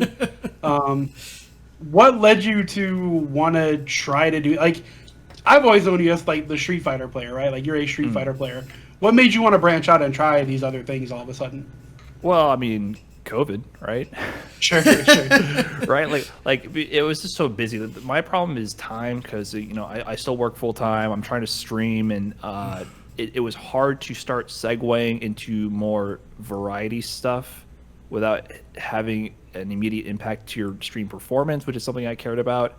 And I figured out ways to address that more. But in general, like it was time. I always feel pressured to keep trying to improve because, like I said, I don't think I improve unless I put a lot of hours in. And that's still my number one focus, I would say, is trying to get better even now with online tournaments and everything. I'm very competitive and want to win. So it's more of I have difficulty doing things that are not productive, and I'm doing air finger quotes for a reason because, like, what does that really mean? So if I'm not working on the stream, if I'm not doing work, if I'm not trying to get better, it's really hard for me to like let go and relax. And I think it's a kind of a personal problem. And I think a lot of people have that problem. But I don't play games. Like I don't play video games, and so playing another fighting game is also like that sometimes where I'm like, I should be playing Street Fighter 5 right now. I should be improving. Is my stream doing as well? And I think as COVID happened and doing the YouTube thing, I've been able to branch out and do more fun things in more structured ways, which are still good content. So I think that's the difference for me is that I did things like I had kind of a series about like trying new games, right? I had Homemade Waffles show me Melee, and I taught him a little bit of Street Fighter 5. This kind of like mix and match thing. I did an episode with Melty Blood. So I've been doing. I got other things planned too, but kind of like having people from the community show me a game and teach me the game, and the audience can learn with me. So ways to make it good content rather than just picking up a game and playing it motivates me more to play more things. And then maybe you're hinting at Marvel 3. I just like Marvel 3. That is a game that I like. Just mashing heavy with Hulk in a little bit. Well, I was actually going to lead up to asking, are you ever going to play something else competitively? Like, Strive is coming out, and everybody's going to be playing that. Like, maybe are you thinking about trying to play more than one fighting game competitively, or are you just going to stick with Street Fighter? Well, I will hang on to this to the day I die. I got 9th place out of like 500 people in DBFZ at Texas Showdown 2018, and I drowned in pools in Street Fighter 5. So that did happen. All right. So when DBFZ dropped, up until Evo, I was playing DBFZ pretty heavily. And then I had that one good performance, which was fun. And Street Fighter 5, I mean, it's just tough, dude. Like that tournament, I drowned in pools to Kaba and Myers, right? That's what drowning in pools in 5 is. That's bad. That's not even a drowning, dude. Like you got dunked by like some beefy guys, dude. I mean, Kaba and Myers were holding you down on the side of your body. Right. So that's pools in Street Fighter 5. I mean, that's how cutthroat that game is in CPT. Like every event is like that. So there's a lot of pressure to stay relevant in that. But that DBFZ tournament, dude, that was so sick because I remember watching people do combos before the event, playing like I played 16 Salvagita, right, the season 1 cheap team, right? And I saw a guy playing that team and doing like the fanciest sparking combos I've ever seen. I was like, whoa, you can do that! All the relaunches, like the instant air dash loops with 16, and it was so sick. And I was like, wow, these guys are so good, and they play anime games, and I just mash Wake Up 3 Frame in Street Fighter 5. And then I remember I played that guy in tournament and I smoked him. It was so free. And then after the match, he was like, damn. Like he just like sighed. And I was like, I had no combos. I had nothing. I just like got knocked down 16, mix up, knocked down 16, mix up. And I was like, wow, that was fun. That's what happens when you learn combos but don't learn how to hit people. Yep. Oh, man. 100%. And that's when I realized. I was like, man, maybe I can do it. Maybe I can play anime games.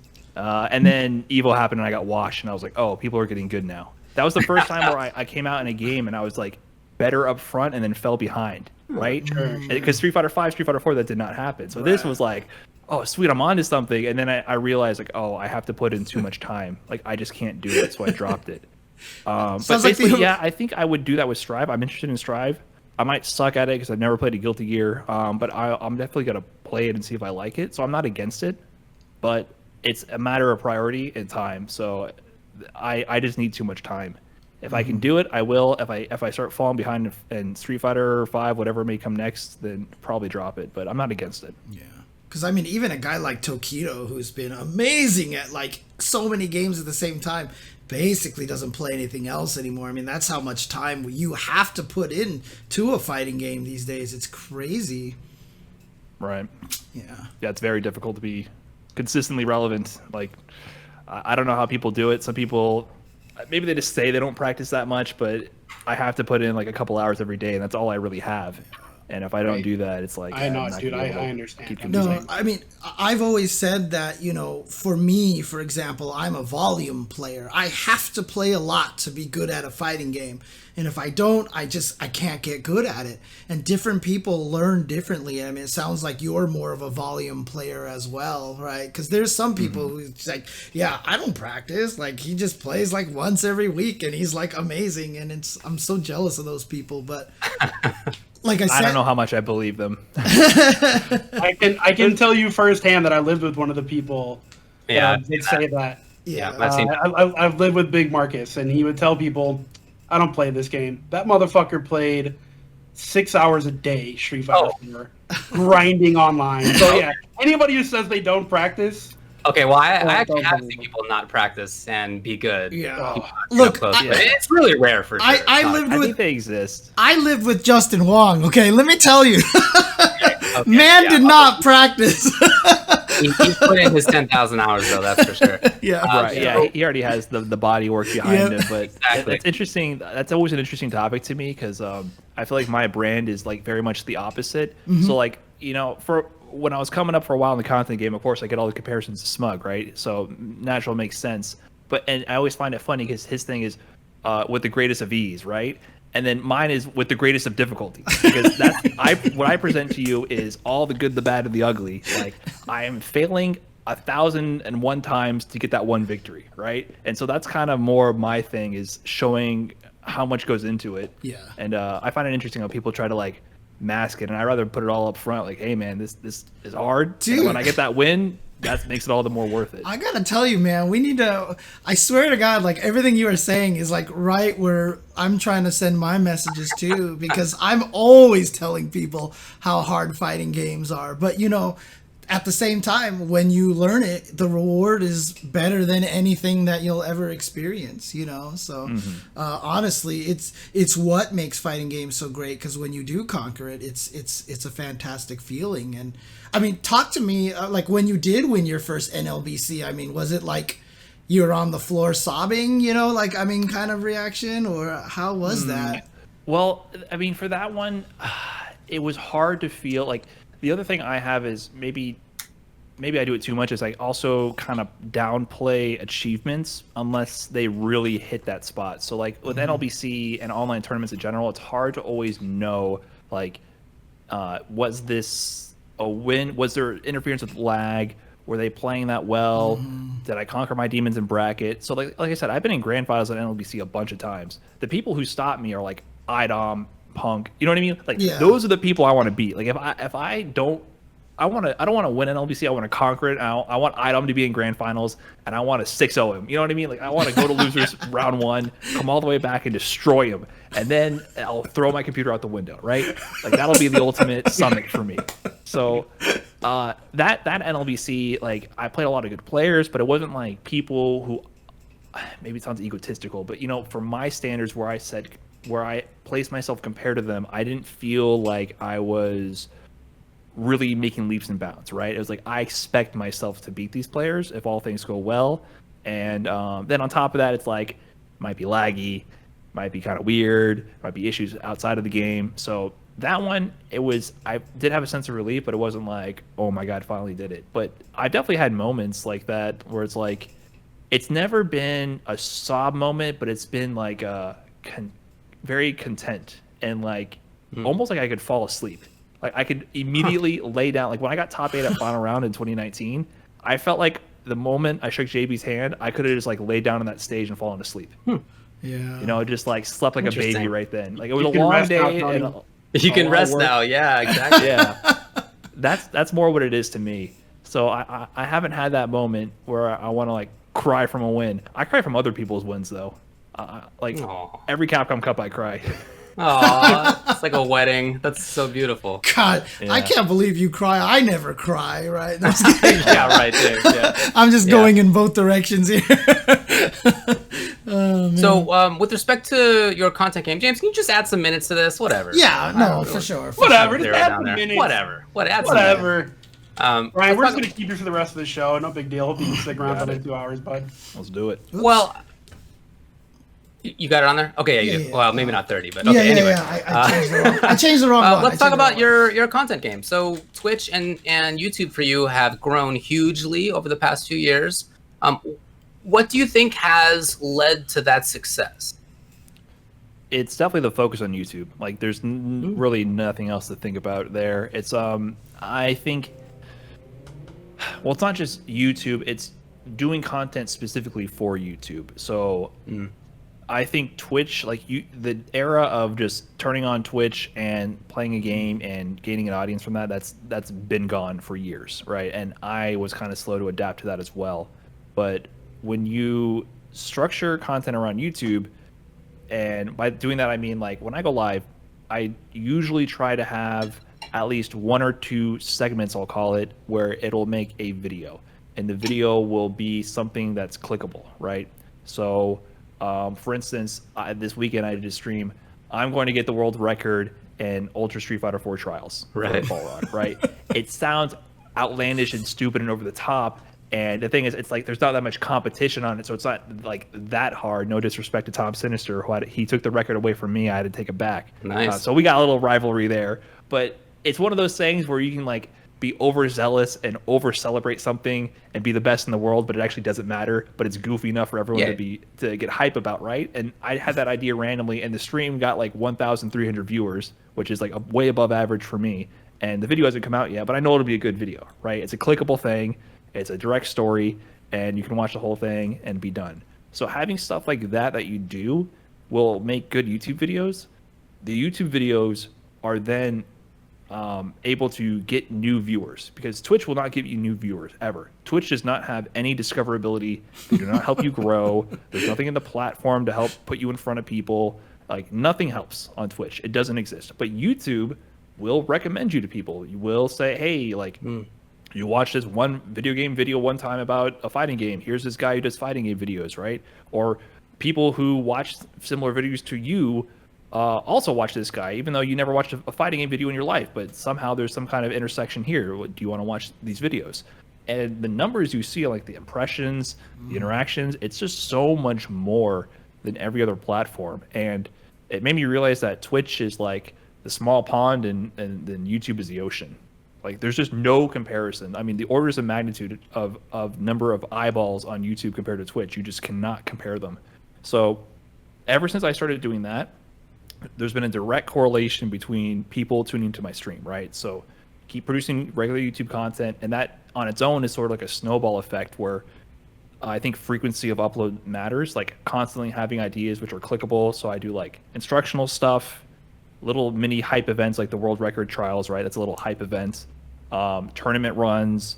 And even if I do like a ranked video, you frame it with like a theme. Like, maybe in this video, I played against a bunch of Hondas. And I'll be like, wow, Honda, huh? Crazy. Do some kind of clickbait with that. And it'll be what a video name. Yeah. Wow, Honda, huh? Wow. Woo, sheesh. Right? And then just put Honda on there, and then there you go. Like, maybe the video itself, the title doesn't tell you directly what it is, but the video is in ranked highlights that feature a lot of Honda. So they're not, it's clickbait, but you are delivering on what was promised, even though it's not a clinical titling of the video. And that's another thing I learned is don't clinically title anything. It used to be like Street Fighter 4 footage, 1/21/09, session 2, you know? Yeah. That will never go anywhere. And so doing that kind of stuff consistently builds an audience, and then eventually they start funneling over to Twitch. And then eventually you start seeing Twitch growth. And also just like monetary support, like the number of people who watch on YouTube and they go, I like this guy. I don't have time to watch his streams because he streams between these hours and I'm never available. I'll just drop a Prime and then be on with my day, right? So that's another thing I noticed is like, wow, like there's so many people who just Prime and don't watch. They just want to support. Here's some free support. So yeah, that stream for YouTube is like the number one thing I think that contributed to growth. And I think in general, the FGC has been, but still needs to focus a lot more on YouTube because these other platforms don't help. And there's a huge audience of people who love fighting games and love just casually browsing at their own pace, but that we weren't meeting that need, I don't think. So that's it, like YouTube. I'm curious if you approached, if you see similarities in your approach between how you improved in content versus how you improved in fighting games. A little bit. The one comparison is the slow start because I did YouTube for a long time, but I think my main issue was rate of upload and not having the extra like entertainment value. So what really got the ball rolling was I started working with Brain Genius Academy, AA. He's my editor, and he's fantastic. And that allowed me to focus on streaming and having ideas when he could then do the editing. And he's a beast at editing. I mean, the pace he does it is insane, so much better than me. But I guess the parallel there is it was just a slow learning session. I think once I got into the groove of making the YouTube videos with him, it was much easier. And I can't take all the credit. Like I said, he does all the editing. So that's the quality of the videos are so much better now because of his work. So I think that's the only parallel is that it took time. But once I got over that hump, I think it was a very, very fast growth. And I think the main thing was more than me investigating it, I started watching Ludwig, who I think everyone is kind of paying attention to him now for like that subathon thing. But before that, I mean, like he's at the top of Twitch, right? So before that, I was watching him a year ago when COVID first started, and that's where I learned all these strategies. I mean, he broke this down. Like I learned just by watching him, seeing how his stream was always like 3 YouTube videos a stream, right? Like bam, bam, bam, and then in between, he hangs out with Chad, and that's the stuff that doesn't make it to YouTube, and that's kind of like what I try to do now. But then he even put out videos like explaining that, like he had a very good way of structuring exactly what he's doing, and he understood on a systematic level what he's doing. So he's not just entertaining and happens to be entertaining and it works. He understands the formula for creating content for these platforms. And now he's the number 1 sub guy on the platform. So he knows a thing or two, I think. But people are hating on him for that. But I think he put out some videos that I've retweeted, like, just watch this. He breaks it down. I remember that. 40-minute presentation. I guarantee you can learn a thing or two, and it might help grow FGC content, because I think we really need that. So recently you had a new experience of working in a live hosting event situation. Doing not Capcom Cup, whatever they called it, the season finale, final. I don't know. I was there, I'm pretty sure. But how was that different for you? How did you approach that, and how do you think it went? It was both different and the same, because I've been there as a player. I've been to those studios in that area like 5 times at this point, because I've done King of the Hill, I've done the other ones. What do they do? Street Fighter League also. Whatever, etc. Yeah, so I've done a bunch of events on the player side. So I was used to, like, you go to the chair, they powder your nose, and then you sit around all day, and then you do stuff for like 1/10 of the time is actually the action. But being on the analyst side and actually talking a bit more, I don't know. It felt pretty natural at the end of the day, because we're just doing Street Fighter. So I feel like if you tell me to talk about Street Fighter, I can just rattle on forever. So it was both new but also the same, because I don't know. It's like doing a player interview. You kind of do the same thing. You banter, you talk on camera, but I think it was nice to be part of an event where there's not pressure to compete. That was the new part, right? Not like you're like, oh crap, I got to win. Just there to enjoy the show and talk about it. So it was a lot of fun. Got to watch 6 matches and got to commentate. So I really enjoyed it just from that perspective. It's a lot more relaxing, I think, than competing. It's definitely the easier job in many ways. There's no doubt about that. I mean, it's harder in some ways too. I mean, you have to be live. Yeah. Totally. Like, there's a lot more time for you to try to not embarrass yourself, right? Yeah. I mean, it's always that whole thing where me and David always say, if the chat isn't talking about you, then you did a good job.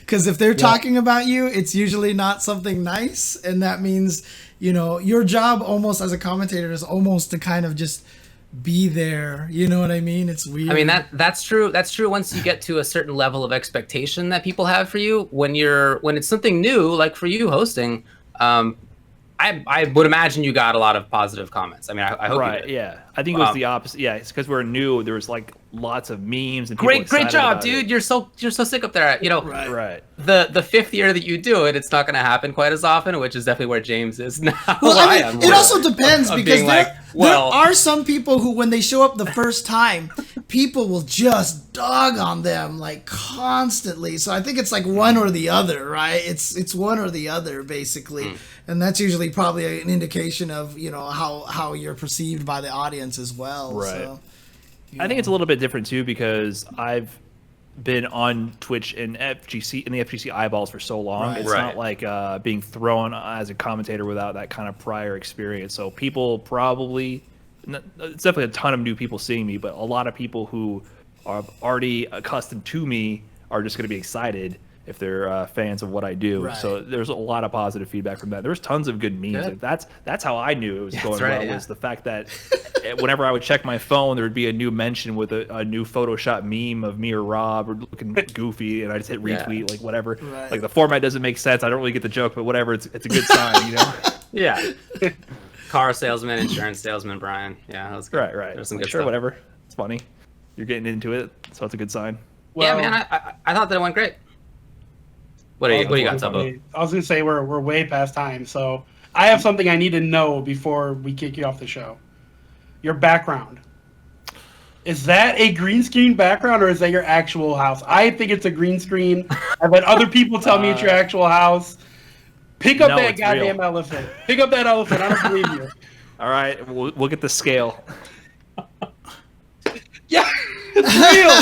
Oh man, I thought it was green screen. Tupperware, that elephant is as tall as you. It is, man. It's huge. Oh man. He's real. Wow. It's real. It's real. Look All at right. that. Look at that. You have a Tupperware-sized elephant. That's awesome. Yes. Yeah, that thing is huge. What And about it's the- gray. We're both What about gray. the state fair for my girlfriend when that was still a thing? So Aww. he's been in the background of many a stream now. Dang. Well, cool. All right. So yeah, we're gonna kick you out, but give me 10 words on Street Fighter V Season 5. I think Balrog is fair and honest, and you can't. All prove right, he's otherwise. done. He's done. You missed it. You missed it. You had a couple extra on there, but good job. Thanks for coming on, man. Message Oh, yeah, is what matters there. Plug yourself. What do you Yeah, got? plug yourself. Twitch.tv/Brian_F, YouTube Brian_F, that's BRIAN_F. On Twitter, it's a bit different. It's BrianF, but with a 4 instead of an A. BRI4NF. Yeah, you can see it right under him. Yep. There Oh, you go. yeah, I was going to say I stream pretty much every weekday around like 6 p.m. Central and got a couple of videos uploaded a week on YouTube, so be sure to check that out. That's so amazing that the whole Brian with the 4. I mean, maybe that should be the official with the whole -4 thing going on, right? I mean, it's just like I tried to drop that with the Xbox 360 days, but Twitter is holding on to that ads. Yeah. On to it. yeah. Yeah. Good luck on that front. All right, dude. Thanks a lot for coming on again. All right. All right, thanks, Brian. Thanks, guys. Have a good one, man. Good night. Yeah. Bye. So there you have Later. it. That was obviously BrianF, the strongest Kuime Embu player in the FGC right now. True, it's true. But let's move on to the next topics over here. Nice work. 5-5 matchup. We actually have a couple of our own 5-5 matchup questions here. Taken some from some tweets and some from just some ideas that we had. Number 1. What character makes you seethe with rage by just thinking about them? This was a question that was put up on the Twitter by Twitch, and it had a lot of interactions. There's like 5,000 responses to that tweet, obviously, most of it not being fighting games. But a lot of people in the FGC had their opinions known on that as well. What do you guys say to this? I'm gonna put fighting game character makes you see with rage for Yes, us. yes, So yeah. You know, I honestly, legitimately don't have one. There's some characters that I particularly don't like to fight in most games, but I've never been like so mad about a single character that I completely quit a game just because of that one character. I think the closest thing would have been GT Goku in Season 2 Dragon Ball Fighter. Yeah. I really hated that character. I still hate that character, but not to like the point where I think about it. I'm just like, oh, I'm gonna throw stuff. Like I don't get whatever. Like people pick, top tier, and so do I. So it's kind of I just as a competitor, I don't get that upset about who other people pick. But yeah, if I had to pick one, it would be Season 2 GT Goku. Okay. Yeah, I mean, this is kind of a little bit of a hard question for me to answer because I have way too many characters that make me see with rage when I see them. Okay, I mean, let's go down the list, shall we? No, I mean honestly, like, oh man, when I was playing Tekken, like Xiao Yu, freaking Eddie Gordo, oh my god, like those characters were just absolute nightmares for me. When Urien first dropped in Street Fighter V was a pain in the ass, and now might be Alex, dude, because I mean, even before he got buffed, I could not beat Alex in Street Fighter 4 to save my life. But who else was I gonna say? There was Sabretooth. there was a bunch of other characters, but yeah, someone mentioned Sabretooth in the chat. I have never been that vilely angry at a character in my entire life like Sabretooth. So Sabretooth is actually probably the best answer that I actually spent a giant paragraph in my X-Men versus Street Fighter FAQ. So there was always like beginner combos, intermediate combos, you know, expert combos, and then crazy combos or whatever. And my crazy combo section is like, it doesn't matter because this character is fucking scrubby. Like, this character's stupid. It's the most brain dead character in all of fighting game history. Fuck Sabretooth. Like, and so now basically every time anyone mentions Sabretooth, I just say fuck Sabretooth basically on as a response, because seriously, I hated that character so much because he was the scrubbiest damn ass character. I mean, you want to know scrub characters? Like, people are complaining about characters today. Like, you don't know what X-Men versus Street Fighter Sabretooth was like. And not only that, but everyone who played him thought they were good. That was the worst part about it. They had no skill whatsoever. He's not even necessarily the best character in the game. Not even close, I don't think. But, like, at the lowest levels, like, you would just get these scrubs and they would beat you and they would look like they're so amazing and like they would be so happy with themselves and shit. And this what made him so good? He has the fastest jump fierce, jump roundhouse is like an infinite against Juggernaut. Like, you just do jump fierce, jump roundhouse, jump fierce, jump roundhouse, and then if he ever got you everyone would do launch into jab short strong, mash strong, and he would air throw you. And if you were anywhere near the corner, you would do DP super, which looped into itself. The DP super looped into itself, and 3 of them in a row did about 160% damage or something like that to a person. So it was like mash, jump fierce, jump roundhouse, jump fierce. Oh, I hit you, low short, low launch, jab short strong, air throw, DP super, you're dead. Game over. That's it. What you're saying is he jumped in on you. He was, dude, there was no anti-air that could stop that, dude. Trust me. I'm giving you shit, dude. I already know how stupid the character was. The character is I'm trying to lead up to so dumb. Nice. Seriously. What leading questions? Good work. That character is the I could be a lawyer. stupidest, most brain dead ass character. Like, I talk about Nako as like one of the most brain dead characters from CVS1. Dude, nothing compared to Sabretooth in X-Men vs. Street Fighter. That was a scrub character of scrub characters. Fuck Sabretooth. Anyways. God. So yeah, what about you, David?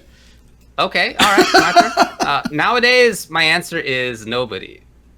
I don't get mad at fighting games really anymore, on account of having played Marvel 3. Thanks to Marvel 3 for having disabused me of ever getting mad. I mean, honestly, man, that's probably why I am. I feel like if you are able to put up with the nonsense that exists in a game like that, it's not the only game that's that wild, but pretty wild game. If you can put up with that, I mean, nothing makes you mad, right? Yeah. And if you are playing Marvel 3 and getting mad, I don't know how how do you survive? Like, right? How could you possibly get mad and play that game for more than 10 minutes? Look. I said it before. It's the Bruce Banner. When you sit down and play the game, the secret is you're already mad. You're just mad already when you sit down and play it. Man. I played a first of 50 with my boy Limbo on last Friday night. And I came in feeling so sad, and like I just randomly hit him up. I was like, hey, let's play Marvel. Threw up my Parsec server. Probably cost me like $10 just to play with him for those 99 games. I left, when we were done, I won 50-49, by the way. When I was done, when I was done, I felt so happy. I felt relieved. I felt like my stress was gone. I just love Marvel so much. I could do that with anybody. I could have lost 99-0, and I would have felt like, man, I really spent 3 hours productively right there. So I just love Marvel 3 so much. And I do want to be mad. I do want to address Tiny Tech's comment there. David, he says the dude who just last week admitted to walking off the station after playing against USF4 Ibuki. Ooh, good call. I hadn't thought about that. I did actually walk off somebody. That's true. I think that's more disdain for the game than the character, though. That is actually correct. That's actually correct. But you're right. I did do that. I mean, look, it wasn't always the case that I was cool with that, with nutty stuff in fighting games. Definitely not. Before that, before I like finally got that out of my system in Marvel 3, for the most part, Ibuki aside, I don't know. I got mad at stuff. I was mad at Chun-Li in Third Strike, of course. I was mad at Yun in Third Strike all the time. I was mad. I was very mad. Makoto in Third Strike. I was very mad at Makoto in Third Strike, yes. Now, I made a particularly bad choice of maining Q in that game. It was not a good call. Every reason you're mad at Third Strike, that was your fault. It was my fault, absolutely right. But that's not how I viewed it at the time. And I was mad. Yeah, I mean, sure, like I would lose to a Chun. It would be exactly like James was just saying about Sabretooth. Oh, congratulations. You pressed down medium kick or back fierce a few times. Whoa, you must be so great. In reality, the players were good. I just was mad about it. And I was putting myself in a situation where it was going to be a struggle. And so I struggled. That's how it was.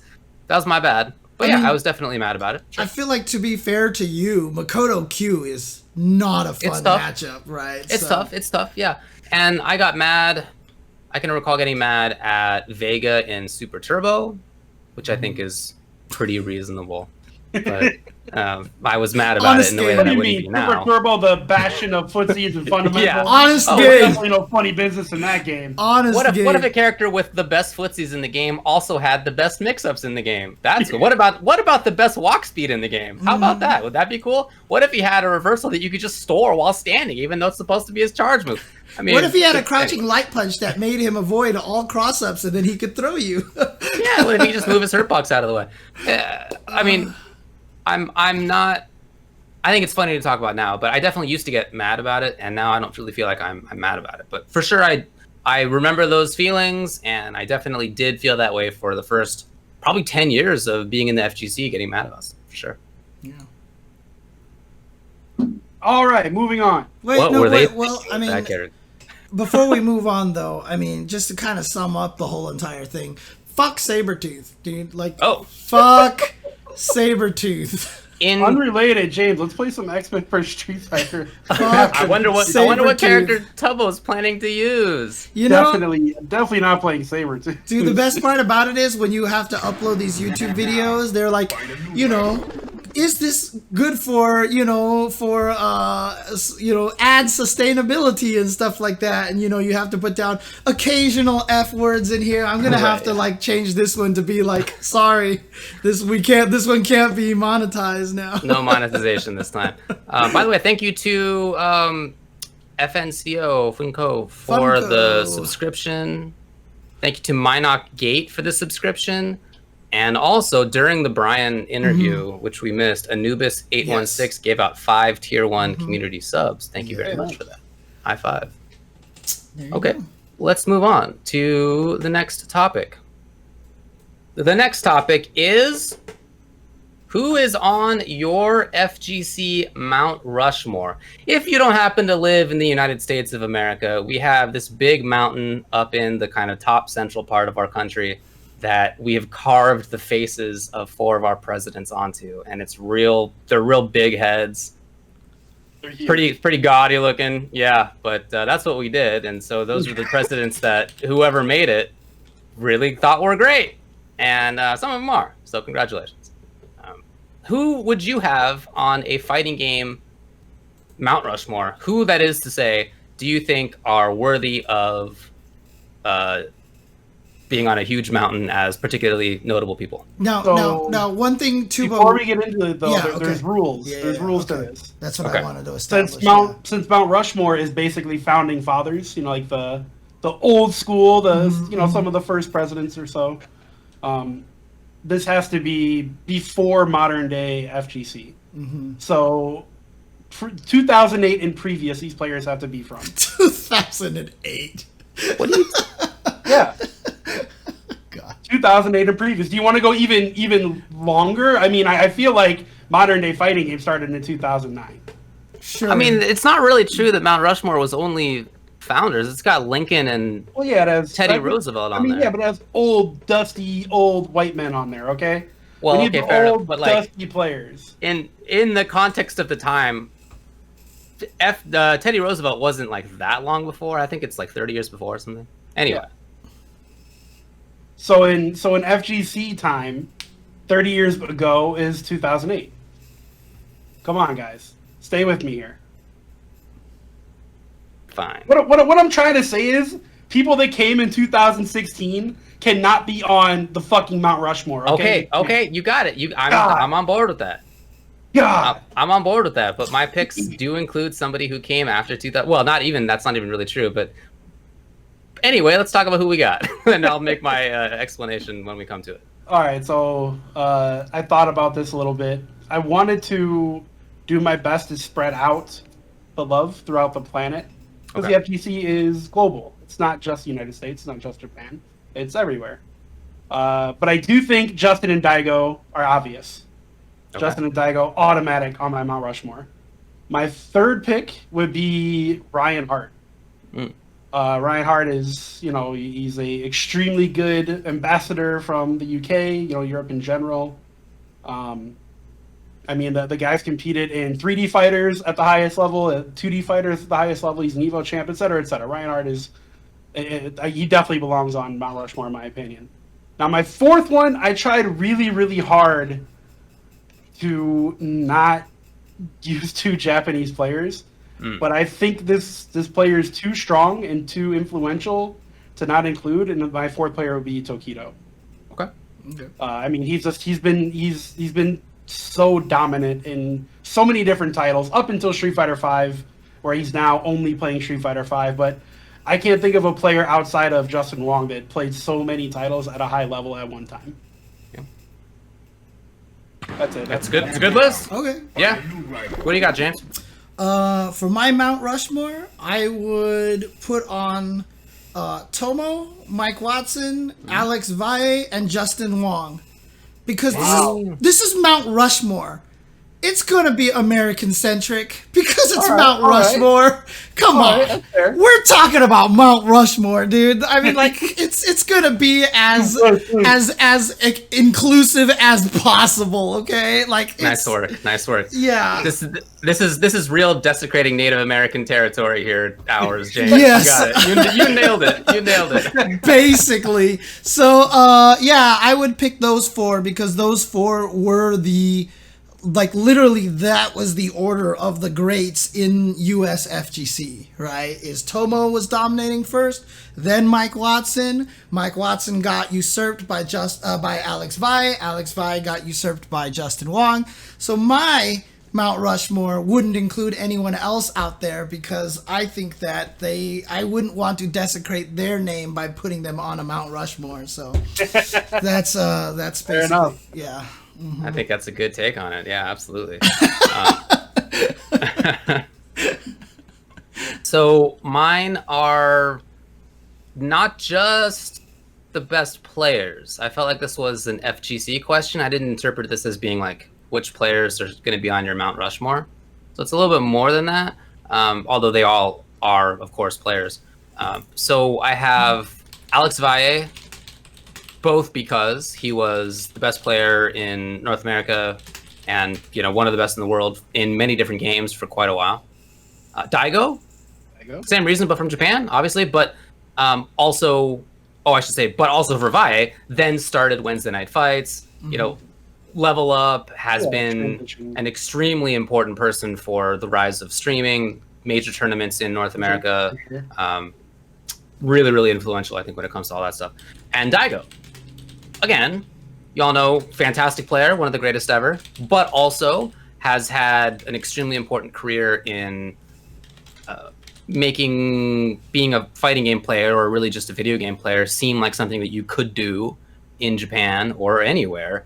Selling a book, he's a celebrity. It's huge for him. I would say Ryan Hart, again, not only one of the best players of all time, but also super influential when it comes to his commentary, his hosting. It's not just in the fighting game scene that he's done this either. He's done it in other esports too. So I think that's a really important, somebody who sort of spread awareness of the fact that the UK can be really good at fighting games. to the rest of the world, including at times when like people in North America were basically of the mind that if you didn't come from Japan, we were going to win, right? That was it. It was basically NA, US really even would beat everybody who wasn't Japan, and Reinhardt was somebody who was making us think differently about that, and the rest of the world too. And then my fourth is Spooky, who has made Evo top 8 as a player. He's a good player in his own right, but also is probably the single most important person when it comes to the rise of streaming in fighting games in general, and continues to be extremely important on that front. So those are my 4: Bae, Daigo, Reinhardt, Spooky. All right. Okay. I think these are all good lists, guys. I think we did good jobs on these. Well done. Yeah. Well done all around. I do definitely want to say that I originally did have Choi on my list instead of Justin, but I felt like I had to put Justin on there. So, and unfortunately, Choi fell by the wayside. But someone suggested doing a half Vi, half Choi face, which I think might actually kind of work too. So, I like that one. okay. All right. Apologies to the Dakotas. Go to the user list here, the viewer 5-5 The matchup. user question. The user questions. The user's question. Number 1. Sorry, former Which UI fighting game- programmer. Sorry. Which fighting game would benefit most from a timeout button? Each player gets 1 timeout per match, but only at times when that player is allowed to input an action. So, like, not in the middle of an opponent's combo, etc. I don't 2. get what that means. Like if you're getting hit, you can't pause the game. You can't time out. Yeah, exactly. But you can time out otherwise. Like if you're in neutral. Oh, Or... I see. I was thinking of like the timer runs out, time out. Oh, like a way to pause the game. Sports timeout. Yeah. Okay. Yeah, like somebody jumps in on you. You want to anti-air, so you time it out, right? Okay. Whatever the use case is. Okay. Number 2. Do you think fighting games should stick to accommodating casual audiences, or should they focus on being more complex for skilled players and veterans? Number 3, what would be some cool alternate win conditions, e.g. not just reducing health to 0, that you'd like to see in fighting games? Number 4, is it common for players to feel ungodly pressure when playing fighting games online, even though they know it shouldn't be a big deal? How can players overcome this? Number 5, how do you feel about modded characters in competitive play? Could you ever see yourself entering a tournament for a ROM hack like Ford Strike or Marlon Pie's modded UMVC3 setup? And the winner is number 3. What would be some cool alternate win conditions, like not just reducing health to 0, that you'd like to see in fighting games? Well, I mean, one game has it right now, right? Soul Calibur's got the ring outs, so that's definitely. But doesn't your health get reduced to 0? Sure. Okay. Okay, lawyer. I believe it does, friend. It does. My take on this, what do you got? Oh, no, go ahead. My take on this is the answer to the question that people sometimes ask us, which is like, which game do you want to dredge out of the past and make something new out of again? And that is Fighter's Destiny. Right. Yeah, knockdowns get points. Yeah, knockdowns get points, ring outs get points, whatever it is. There's a system of points. I forget what they all are exactly now, but it's whoever gets 7 points first. I like that as a set of win conditions. I think that's very interesting. It's never been done again. I think it would be cool to explore. I would really like to see more of an exploration of that. But that's just kind of one of those like ideas on the evolutionary tree that had one tiny little branch and then it just snapped right off and nothing ever grew there ever again. Right. It would be cool. I'm not sure that it's super competitive, but maybe it could be made that way. It would be cool. That game itself, I should say, is definitely not super competitive, but I think those could be cool. There's a game that came out recently. I believe it's called Hellish Court. It's in beta now. I'm looking literally at my Steam wishlist right now to make sure that's what it's called. Yeah, Hellish Court. It's kind of like Bushido Blade. It's 1v1 sword fighting with different styles. And I mean, it's been done, but again, like you said, this is kind of like, dredging up from the past. Yeah. I think dismembering people and things like that, like, it doesn't have to be hyper realistic like Hellish Court or Bushido Blade was meant to be. It could even be cartoony or whatever, but taking away weapons, like say ARMS came out and you punched the heck out of someone's right shoulder, so now they can't use that arm anymore. I was about to say things like that. You're talking about Time time killers. baby. Yeah, time killers. Yeah, that's another one. Exactly. I would like to see stuff like that get tried again, where you can take away weapons from your opponent, and not just like I absorbed your power, but like actually you can't use that shit anymore because your right leg is missing and now you have to hobble around or whatever the case is. I think it could be cool if done right, but again, competitive, I don't know if I play it seriously. What are you gonna do? Bleed on me? We'll call it a draw. But I mean, I always thought one of the coolest ones was Smash Brothers, right? They reversed it, building up and so the win condition now was knocking them out of the ring. I've never had the chance to talk about this. I've always wanted to do a big, long Chen reaction on this, but it's one of the most brilliant flips on the fighting game genre, turning it from instead of draining the health to building up the health because it provides context to the match. And that is one I can go into in detail. I don't want to. I'll save it for my own stream at one point. But it provides a storyline context to the match. I never updated our stream over here. I didn't actually copy and paste the poll questions. Sorry about that. So it's just blank over here.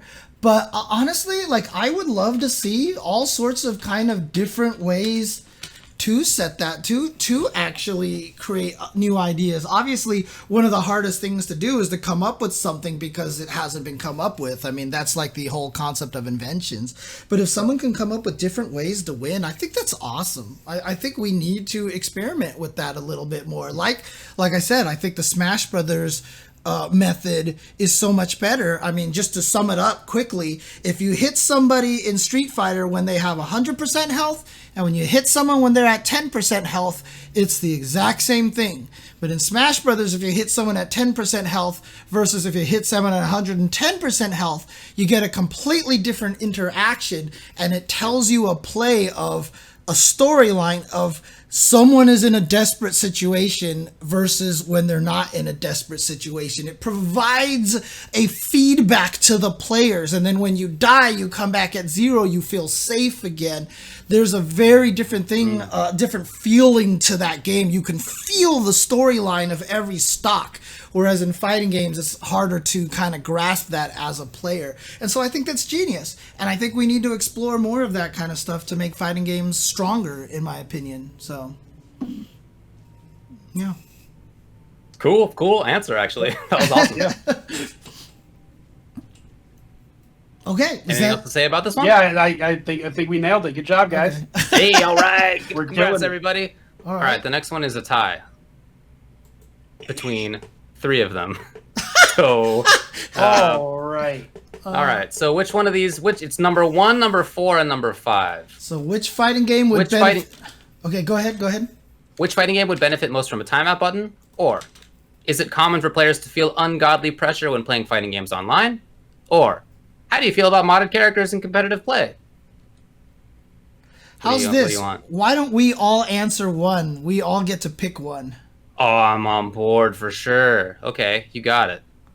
I would like to. I'll take number 5. Okay, I wanted to take number 4. I was going to suggest that you take number 4. That's great. And Okay. then, Tobo, you got number 1? What's number 1 here? Timeout button? Sure. Okay. Got it.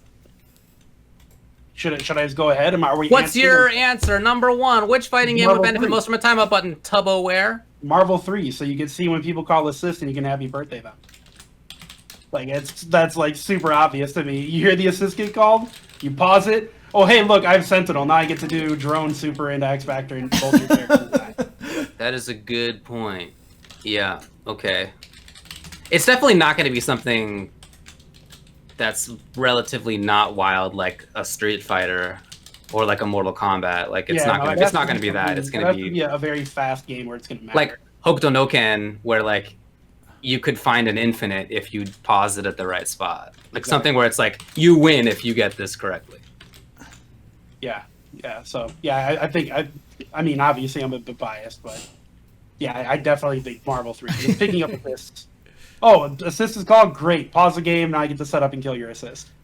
So you could argue Dragon Ball Fighters as well, but you can call assist during special moves in that game. It's a bit easier to cover your assist.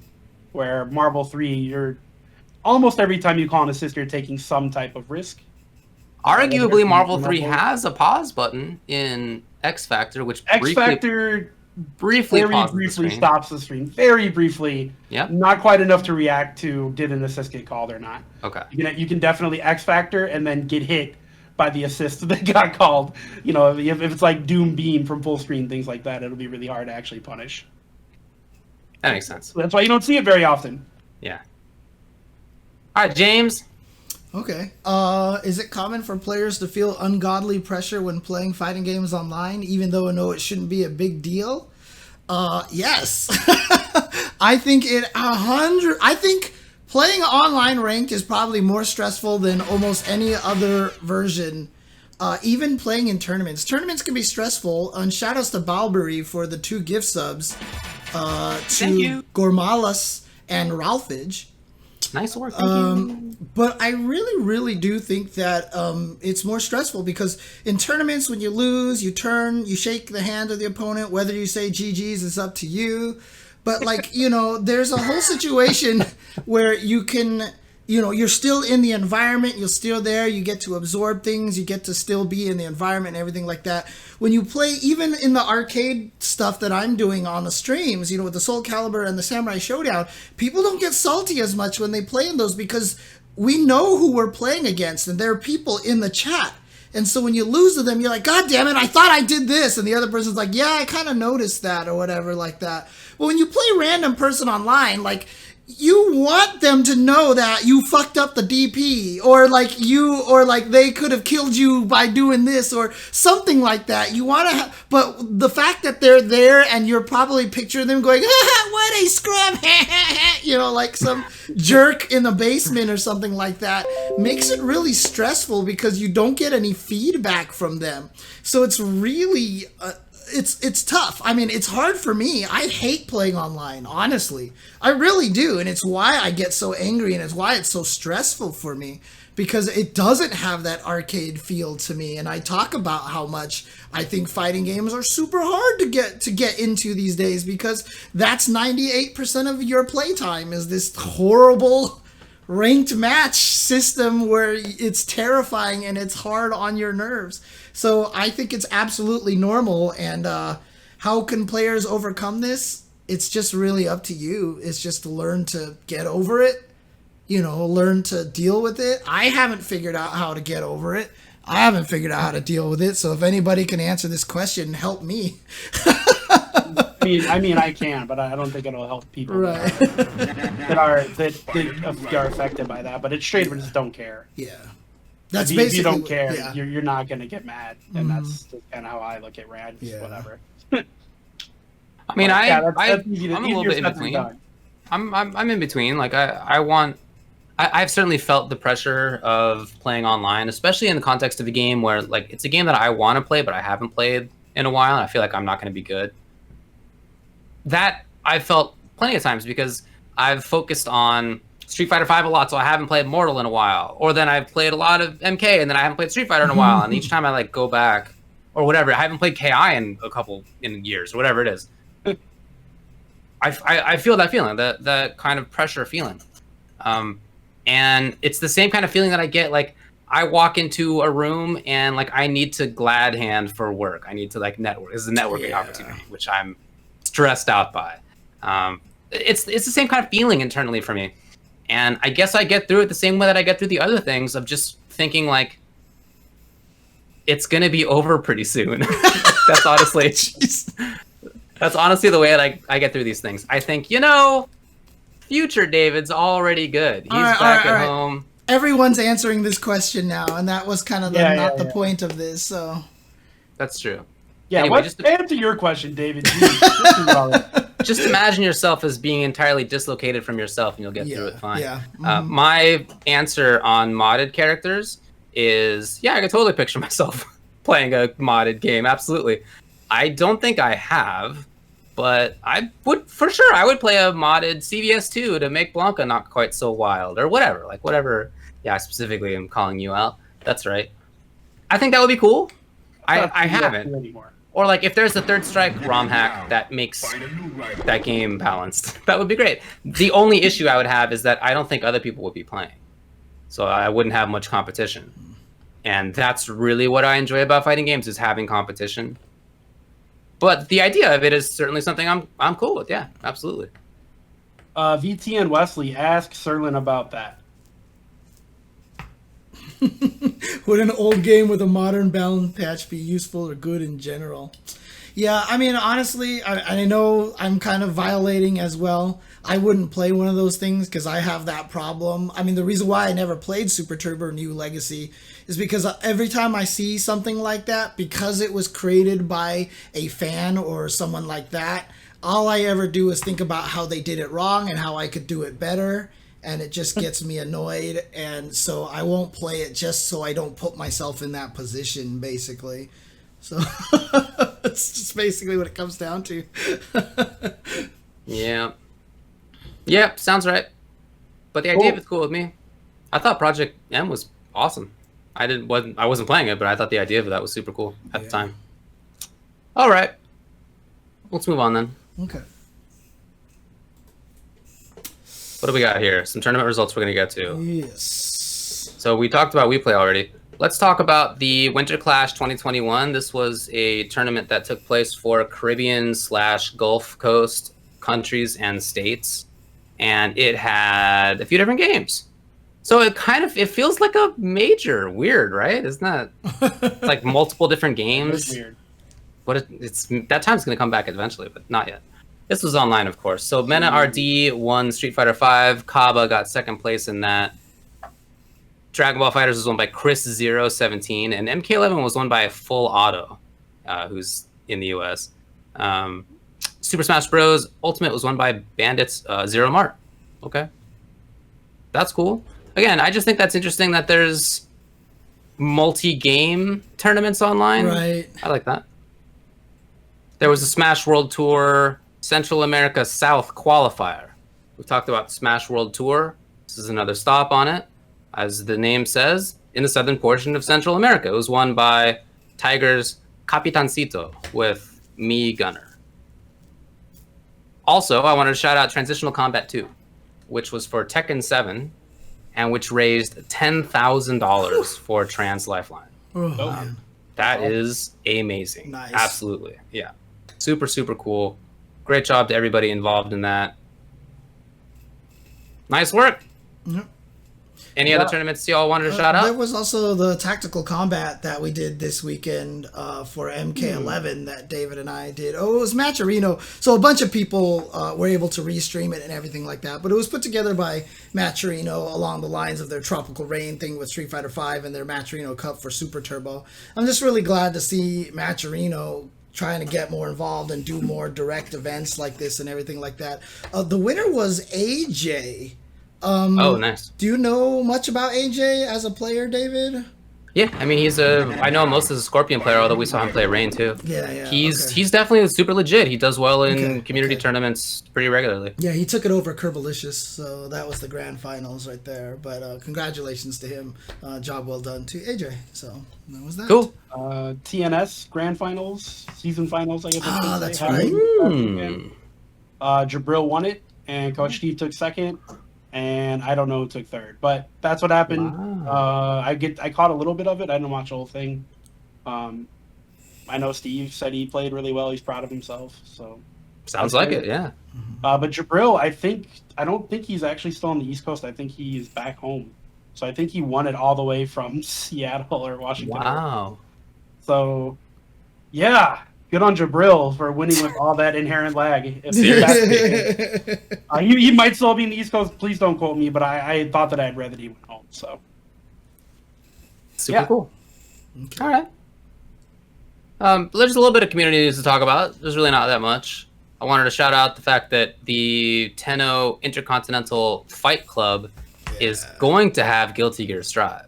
It has Tekken 7 right now, so that's happening on, I believe, Wednesday nights. Well, they just Wednesday nights in different parts of the world. They just finished their first season, and I think they're talking about season 2 now for Tekken, and then starting Strive soon as well. Yeah, Strive obviously is not out, but when that comes out, it's going to start being every Thursday night on July 1st is when it starts. Yeah. Check that out. That's pretty great. That's my birthday. Nice. Ooh. Okay. I turned 29. James Games is closing the arcade in Southern California. That has been open for a long time. In fact, the Twitter chain that James Games, the Twitter account, put up about this says that it was started by James Degner in 1978. Yeah, it's been around a long time. It has been around a long time. Yep. The current owner took over in 1982. So, I mean, that's a long, long time for that to have happened. It's 40 years. And now it's not going to happen anymore. So, Saturday, March 27th was the last day. That has come and gone. And yeah, it sounds James like Games in SoCal gone. Sounds like a lot of the same thing. The landlord wasn't trying to be helpful with that, and there was just no way that he could maintain it at that point in time. And so I actually know my roommate and his girlfriend have bought a bunch of the stuff from there too. So they've bought, like, I currently have like a cabinet sitting in my garage right now. But yeah, so but yeah, it's sad to hear, because I think that was probably was the last arcade, last old school arcade here in Southern California that really had any history, especially with the FGC and stuff. Yeah. So it's really sad to hear that that's gone. It was never a big arcade for me.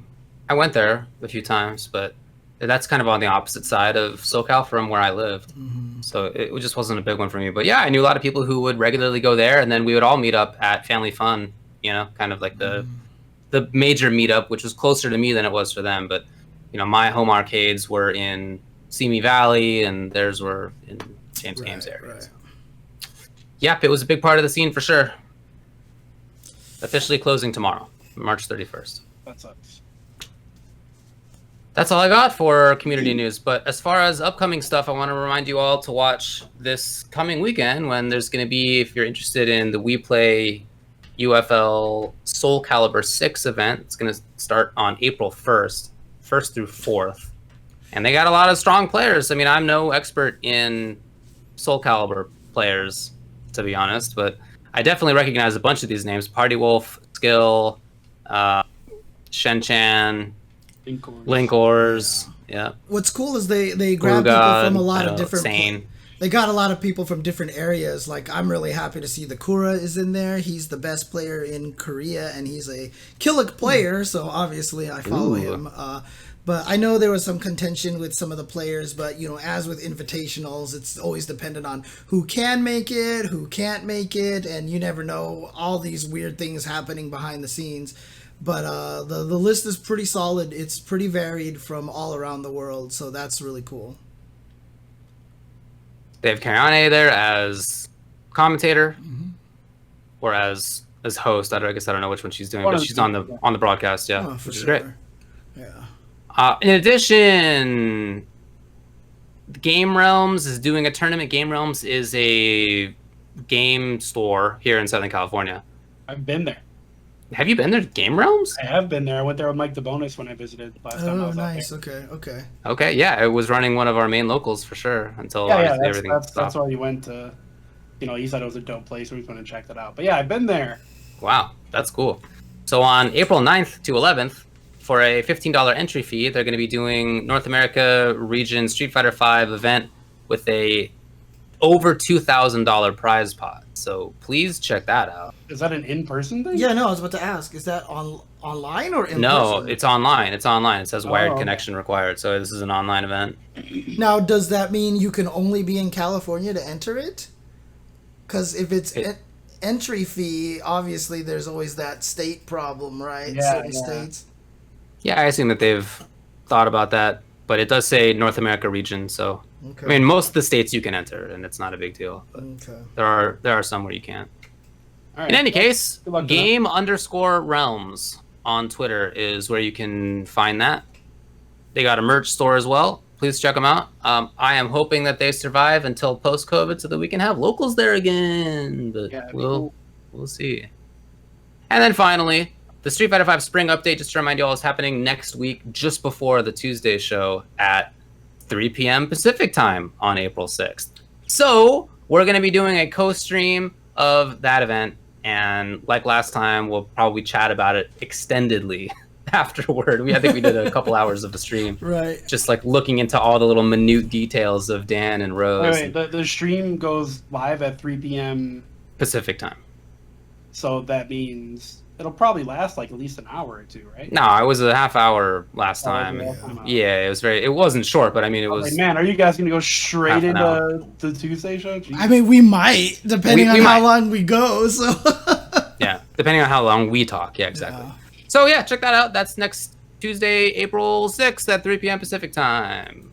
Okay, that's all we got for community/upcoming. Yeah, James Let's Games get- is already closed. It's officially closing tomorrow, but like Yes. they've already done a bunch of stuff. I know you can support them and buy some T-shirts, some old their James Games T-shirts there if you want to help support them, because the owner is, I mean, he is in dire straits right now with having to deal with this. It's absolutely, I mean, I've heard he's gotten like 1 hour of sleep in like the past week. It's been like stressed. It's just been like stressful for him just to deal with this situation.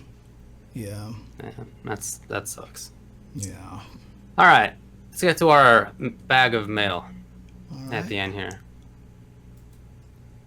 Starting off with Fighting Feng Huang, who says, "You are making a grilled cheese sandwich." Okay, is that it? That's a sentence that he wrote. What ingredients do you reach for? I mean, like usually if I'm making a grilled cheese, that's because I want something quick and simple. So give me some white bread, some Kraft cheese, and some butter. That's it. You get a high heat pan. You butter both sides of the bread. You lay it down for about 2 minutes each side. There you go, grilled cheese. Yeah. Now, if I want to make a fancy pants, artisan grilled cheese, I'm obviously going to be using something like sourdough. I'm going to be using a cheese that has a pretty low melting point, so it melts nicely, like I don't know, maybe like a cheddar or like, and I'm talking about like nice cheeses, not from, shredded from a bag. So maybe like a cheddar, Gruyere, something like that, Gouda, Swiss even, something like that, and then obviously you butter both sides. But there's only so much you can do with a grilled cheese. Like it's not that advanced, but... Yeah. People put all sorts of stuff in there. Some people put tomatoes in there. Some people put lettuce in there. No, that's not a grilled cheese anymore. You're doing something else. Right. Grilled cheese is bread and cheese. That's bread, it. cheese, butter. That's it. That's all I'm reaching for at this Some point. people use different fats, like they might use mayo instead of butter. I've tried that before. I've tried like olive oil and things. I highly prefer butter over any other type of fat that you want to put on the outside of the bread. Yeah, I think if you start adding lettuce and tomato and bacon, well, now you got a BLT with cheese. It's not a grilled cheese anymore. A cheese sandwich is specifically cheese. That's it. Exactly. If you put ham in it, it's a ham and cheese sandwich. It's not a cheese sandwich anymore. So, that's it. Okay, Exactly. I'm convinced. You've convinced me. Mm-hmm. Well, first of all, the best bread for a grilled cheese is actually challah. I'll have you know, it's egg challah. Well, if you like grilled cheese sandwiches, holla! James, it's not pronounced challah. It's pronounced challah. I did say it that way. Get it right, okay. buddy. It's fine. I didn't hear enough in your throat. Challah. You guys are just failing at this. Anyway, challah's the Challah. best. So what I do... Challah. There you go. I know you can do it. I hear it in your voice every night. Yeah, I know. Yeah, you get some of that. What do we got in the fridge right now? I guess we have some camembert in the fridge, actually. We've been getting camembert from Ralph's. Very fancy cheese from Ralph's. So that's probably what I'd do. And obviously, I would butter it with the fancy artisanal butter that we have for professional baking purposes, because I live with a professional baker who has very fancy butter. Did you know that there's different kinds of butter? I did, yeah. Okay, I didn't before I met her, but there That sounds certainly like the are. brand of a butter, right? Did you know there are multiple kinds of butter? I'm not talking about brands. No, I mean like there's like types Did you know of there's butter. different kinds yeah. of butter? Anyway, that's my grilled cheese sandwich. What do you got, James? I said already, bread, butter, and Oh. cheese. Like that's it. Yeah. Like Wow, to but me, those are categories of food. What kind of cheese? What kind white of bread, just regular. I don't know. Like I really like making these breakfast sandwiches these days, and I use like a lot of Tillamook cheese with that. I've never made a grilled cheese sandwich with Tillamook. I wonder how that would actually taste. I have to think about that. Now I kind of want to make a grilled cheese sandwich, but Like, yeah. is that like the little wax wrapped cheeses? Is that It's what just a Tillamook- brand. They make different Oh, kinds. Yeah, of it's a cheese. sharp cheddar cheese. It's a sharp cheddar cheese, basically, is what it is. So, but it's really good. I like it. But yeah, that's it pretty much. I would go with the basics because it's just like spoilers, Ratatouille, right? Like you go for the childhood memory kind of thing, right? And that's what speaks to you the most, and that's how he did it at the end of Ratatouille. So there you go. I might put some dried basil on there. I don't know. I might get real What fancy. is this? This is not a cheese sandwich is something that your mom makes you in 5 minutes when you come home from school and you're hungry, and then you just eat that with a cup of milk like I used to, even though I should probably be drinking soda or something like that. But yeah, there you go. Puts a lot of dairy all at once. We did not do that. All right. ATP asks a classic. Would you rather fight one horse-sized duck or 100 duck-sized horses? An absolute internet classic. Also, Ryan Markle asks, would you rather fight one horse-sized duck or 100 duck-sized horses? Did they seriously both ask the We had same two question? people ask that. They actually did, yeah. Are you serious? Come on, people. It's an internet classic. Okay. I think you stand a better chance against the one big one than the 100 little ones because ducks aren't that small. Ducks can be reasonably large, yeah. Ducks aren't Especially that when they have small. their If there's wingspans out 100 there? of them, yeah, if They there's got big 100 of wingspans. them, 100 little horses kicking at your legs, you're fucked. That's it. Yeah. You can't. You'll be overran. You can't take on 100. Yeah, I think You that's can maybe absolutely- take on 20, but 100, there's no way. I don't think you can take on 20. What? That's a maybe. 100, Right. there's no Yeah. way. I feel, 100 like, I feel like if this is one horse-sized duck versus 10 10, duck-sized yeah, horses, uh-huh. like maybe there's a question, but Yeah, agreed. I think 100 is You gotta take on the overdoing it, even if it's a standard internet question. One horse-sized duck is clearly more manageable because if you get yourself a nice shield or whatever, you know which way to defend, But if you have 100 tiny little Shield. things, I mean, my friend always said at one point in time, if you gave everybody in like China a stick, they could take over the world just because there's so many, right? You just get overwhelmed with people. So like the volume is too much compared to the single thing. They I could even- definitely agree, yeah. they could even take turns. Like, can you imagine if 50 ducks attacked you while 50 of them rested? And then they just, Yeah. like, slowly cycled out? They would You're always screwed. be in prime condition to blow you up. You're screwed. Yeah, it would have to be an animal much smaller than a duck. Yeah. It'd have to be like 100 gecko-sized horses or something. then sure, I'll take on the 100. But yeah, if it's like something comes up to my knee, like 100 toddlers could kill me. You know what I'm saying? Like, it's too much. It's way too much. I agree with that, and for a single horse-sized duck, its weak spots are going to be really embiggened, right? They're going to be very obvious where its weak spots are, in a way where you could just like maybe grab the bill, or maybe you could, rip out some feathers that are like real easily grippable because they're so large. I feel like that actually could be a downside for the horse-sized duck in some ways. I'm glad that we've nailed this. That we've Nailed it. Yeah. All right. all come to a consensus on the duck. And then, All right, of course, and then- our weekly Kazmer question. Last week was disappointing. So let's see Last what... week, this loser asked. It's loser. I'm actually just going to bring it up because we have it all written down up here. Mailbag question from him last time was, who would win in a knife fight? Mario or Luigi Mario? Come on. Obviously, it was Luigi. Disappointing, Kazmer. Disappointing. Obviously, it was Luigi. This time, EX Kazmer on Twitter asks, a witch corners you in an alley behind Taco Bell. She hands you 2 pills. You must choose. 1. The green pill. Your eyes grow 24% larger, but you have half the depth perception. Number 2, brown pill. Your head shrinks by 12%, but you're aware every time someone notices and doesn't say anything. Which one would you rather have?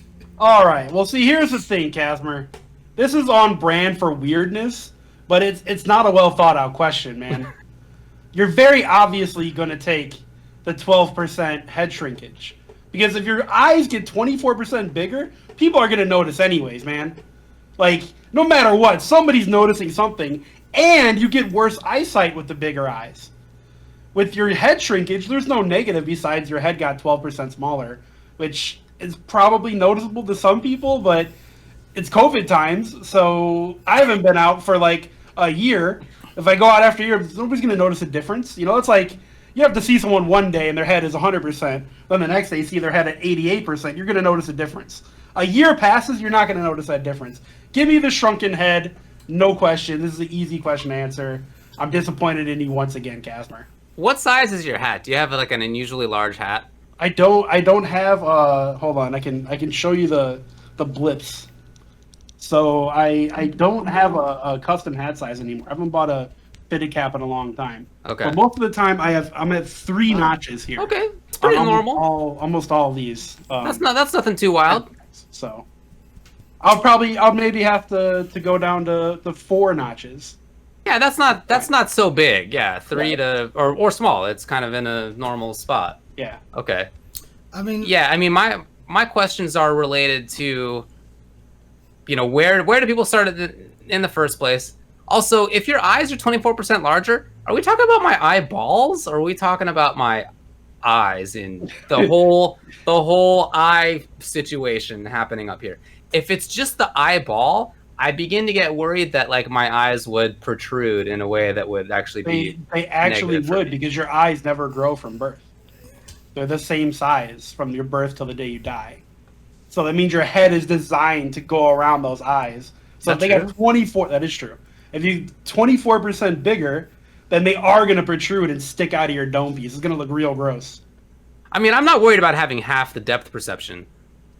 I'm almost blind as it is. That's not for me. Whatever. What's half of effectively 0? Doesn't matter. So that part doesn't bug me out.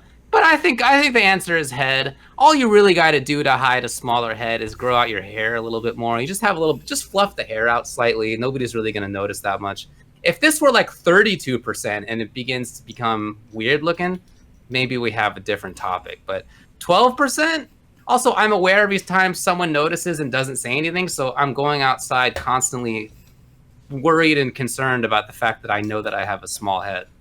But on the other hand, I get to notice whenever anybody's checking me out, which is something I've always wanted to be able to do. I've always wanted to know checking me out. So this would be a superpower. I get to answer this question.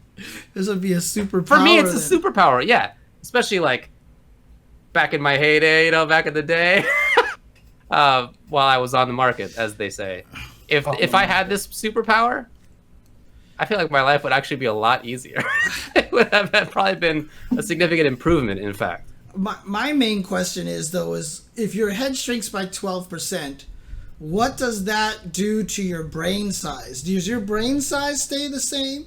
And if that doesn't change and it's only your head shrinks, that would also give you a higher chance of contra coup, right? You could definitely get some major damage from that every time someone pushes you and shoves you and stuff, because you just don't have as much give between your skull and your brain So that would be kind of terrifying. That's the main downside. So I just want to know, like, does my brain shrink in 12%, but I'm still just as smart as before, which is to say not vary? But well, like, brain size doesn't mean smartness. Yeah, there are people who have smaller heads or bigger heads, and they're idiots or geniuses. I mean, it doesn't. True. So if my brain shrinks by 12% as well to compensate for the smaller cavity space for the brain, then the head size is clearly the easiest answer.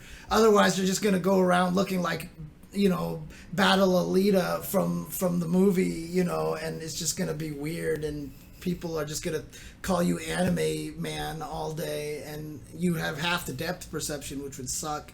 So yeah, exactly. I was thinking about how some people are really into eyes, and having large eyes is like a plus, but 24% is just like probably too much. That's a lot. Yeah, that's a lot. Probably too much. That's a lot percentage. Yeah, I agree. All right, that's it for the mailbag. So speaking of being an idiot, I was an idiot over this past weekend for a couple of days. So I got a couple. Thanks, Tubbo. I appreciate that. But definitely for at least a couple of them. So I got the COVID shot. I just happened to have a lucky situation where we knew that there were going to be more vaccines than they had planned to give out, and we got there in time, and we got it. So congrats to us. Yay, you all should get it if you can. It's beginning to become available to people in other places who aren't, old or in a certain category of work. Anyway, pick it up if you can. So the negative side effects that we were tired, yes. However, we also had extreme brain fog. We couldn't, the brain fog was wild. And, I've heard tales of people who have long-term effects of having COVID, and brain fog is one of the ones that they have complained about most. That sounds really scary to me, to have this feeling. And dude, if I felt like that all the time, or if I thought that I might feel like that all the time, and it would really be honestly terrible. Like it super sucked to just know that I wasn't able to think. It was like I was drunk without like any of the positives. There was no fun aspect to it. Like I was aware that I was an idiot, rather than when you're drunk, you're like, oh, I have no idea that I'm an idiot, But I was very aware, and it sucked. So, after we got the vaccine, Thursday night, we pick up some burritos, take them home. I had a vegetarian burrito and a breakfast burrito. My wife had a vegetarian burrito and a breakfast burrito. She had her breakfast burrito at night. I had my vegetarian burrito at night. The next morning comes. I want to eat my breakfast burrito.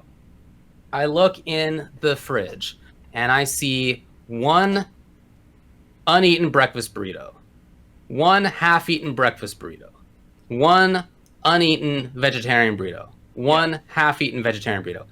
And I wanted to eat my breakfast burrito that I knew that I hadn't had any of yet. I could not figure out which burrito I was supposed to eat. It was an impossible math problem. It was impossible to figure this out. One of them was it obviously had vegetables in it. It obviously had sour cream in it. It was a full vegetarian burrito. The other breakfast burrito was obviously half eaten. It wasn't mine. But the one that was mine, that was the full breakfast burrito, I honestly couldn't figure it out. I literally took them out and I kind of like put my hands through them to try to figure out like which one of these is a breakfast burrito or not. It was clear the entire time. And so I just gave up. I literally gave up. I waited until my wife came down too. And she and I tried to figure this problem out for probably 10 minutes. Whose burrito is whose? Wow. Dang. Yeah. And it was like, wow. Me, at one point, she said something, and I was like, yeah, okay. And she was like, okay. I was like, yeah, okay. And she was like, okay. And I was like, yeah, okay. This sounds like a great stoner movie right here, dude. For actually a full minute at least of just us going back and forth. Dude, what does mine say? Sweet! What does mine... You guys, it was like... I'm still waiting for like the weird part. You're just describing my everyday life. Yeah, I know, right? Seriously. Oh, it was a tough one. What's weird about this, man?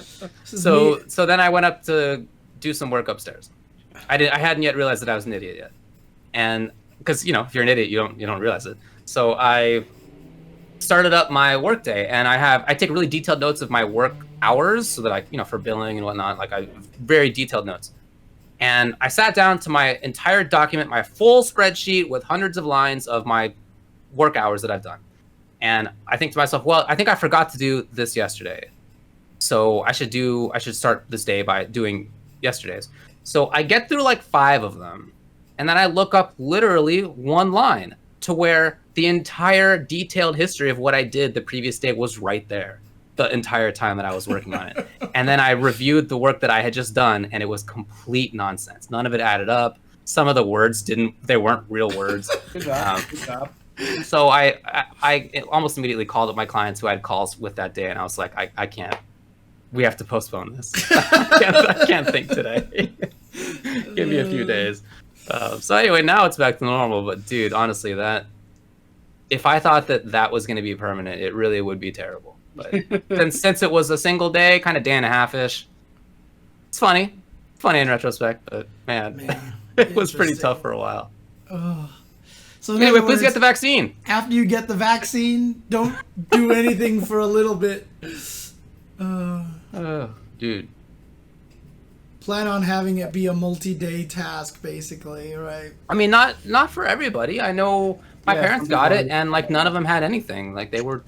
For neither shot did either one experience any symptoms. So I don't know what to tell you, but please get the vaccine if you can. If it's available to you, it's going to become available to everybody in the U.S. pretty soon, within a couple of weeks. Make your appointments if you can. Yeah, we opened up today for everyone, but I didn't even bother to try because I live in a major city, and well, a lot of people live here, so we'll see. We'll see, but yeah, hopefully I'll be able to get mine soon too, or at least get an appointment. I would not have trusted myself to drive during that time. No, we didn't have those side effects until we woke up the next day, so driving home from the vaccine was totally fine. So you weren't expecting it, and then when it happened, you're like, oh crap, kind of thing. Good thing it didn't happen. Dumb overnight. I didn't even realize it at first. I didn't even think about this story with me being an idiot about the burrito was like a story until probably 2-3 days later when my wife was telling it to somebody, and I was like, yeah, you're right, that was really stupid. We sat there for like 10 minutes trying to figure this out. Oh man. Ugh, man, it was bizarre. Anyway, please get the vaccine if you can. Okay, cool. All right, we did it. That's the show. Right. Have a good one, everybody. There's 2 guys, and they were named Ultra and Chen. And they were like, hey, let's be roommates. And they became best friends. And then they said, hey, let's make a show. We're going to call it UltraChen. And then one of them said, okay. And then the other one said, yeah, okay. And then the other one said, right, okay. And then the other one said, okay. All okay. Right, okay, yeah. And then the first one said, okay. Yeah, okay. And they were a couple of idiots.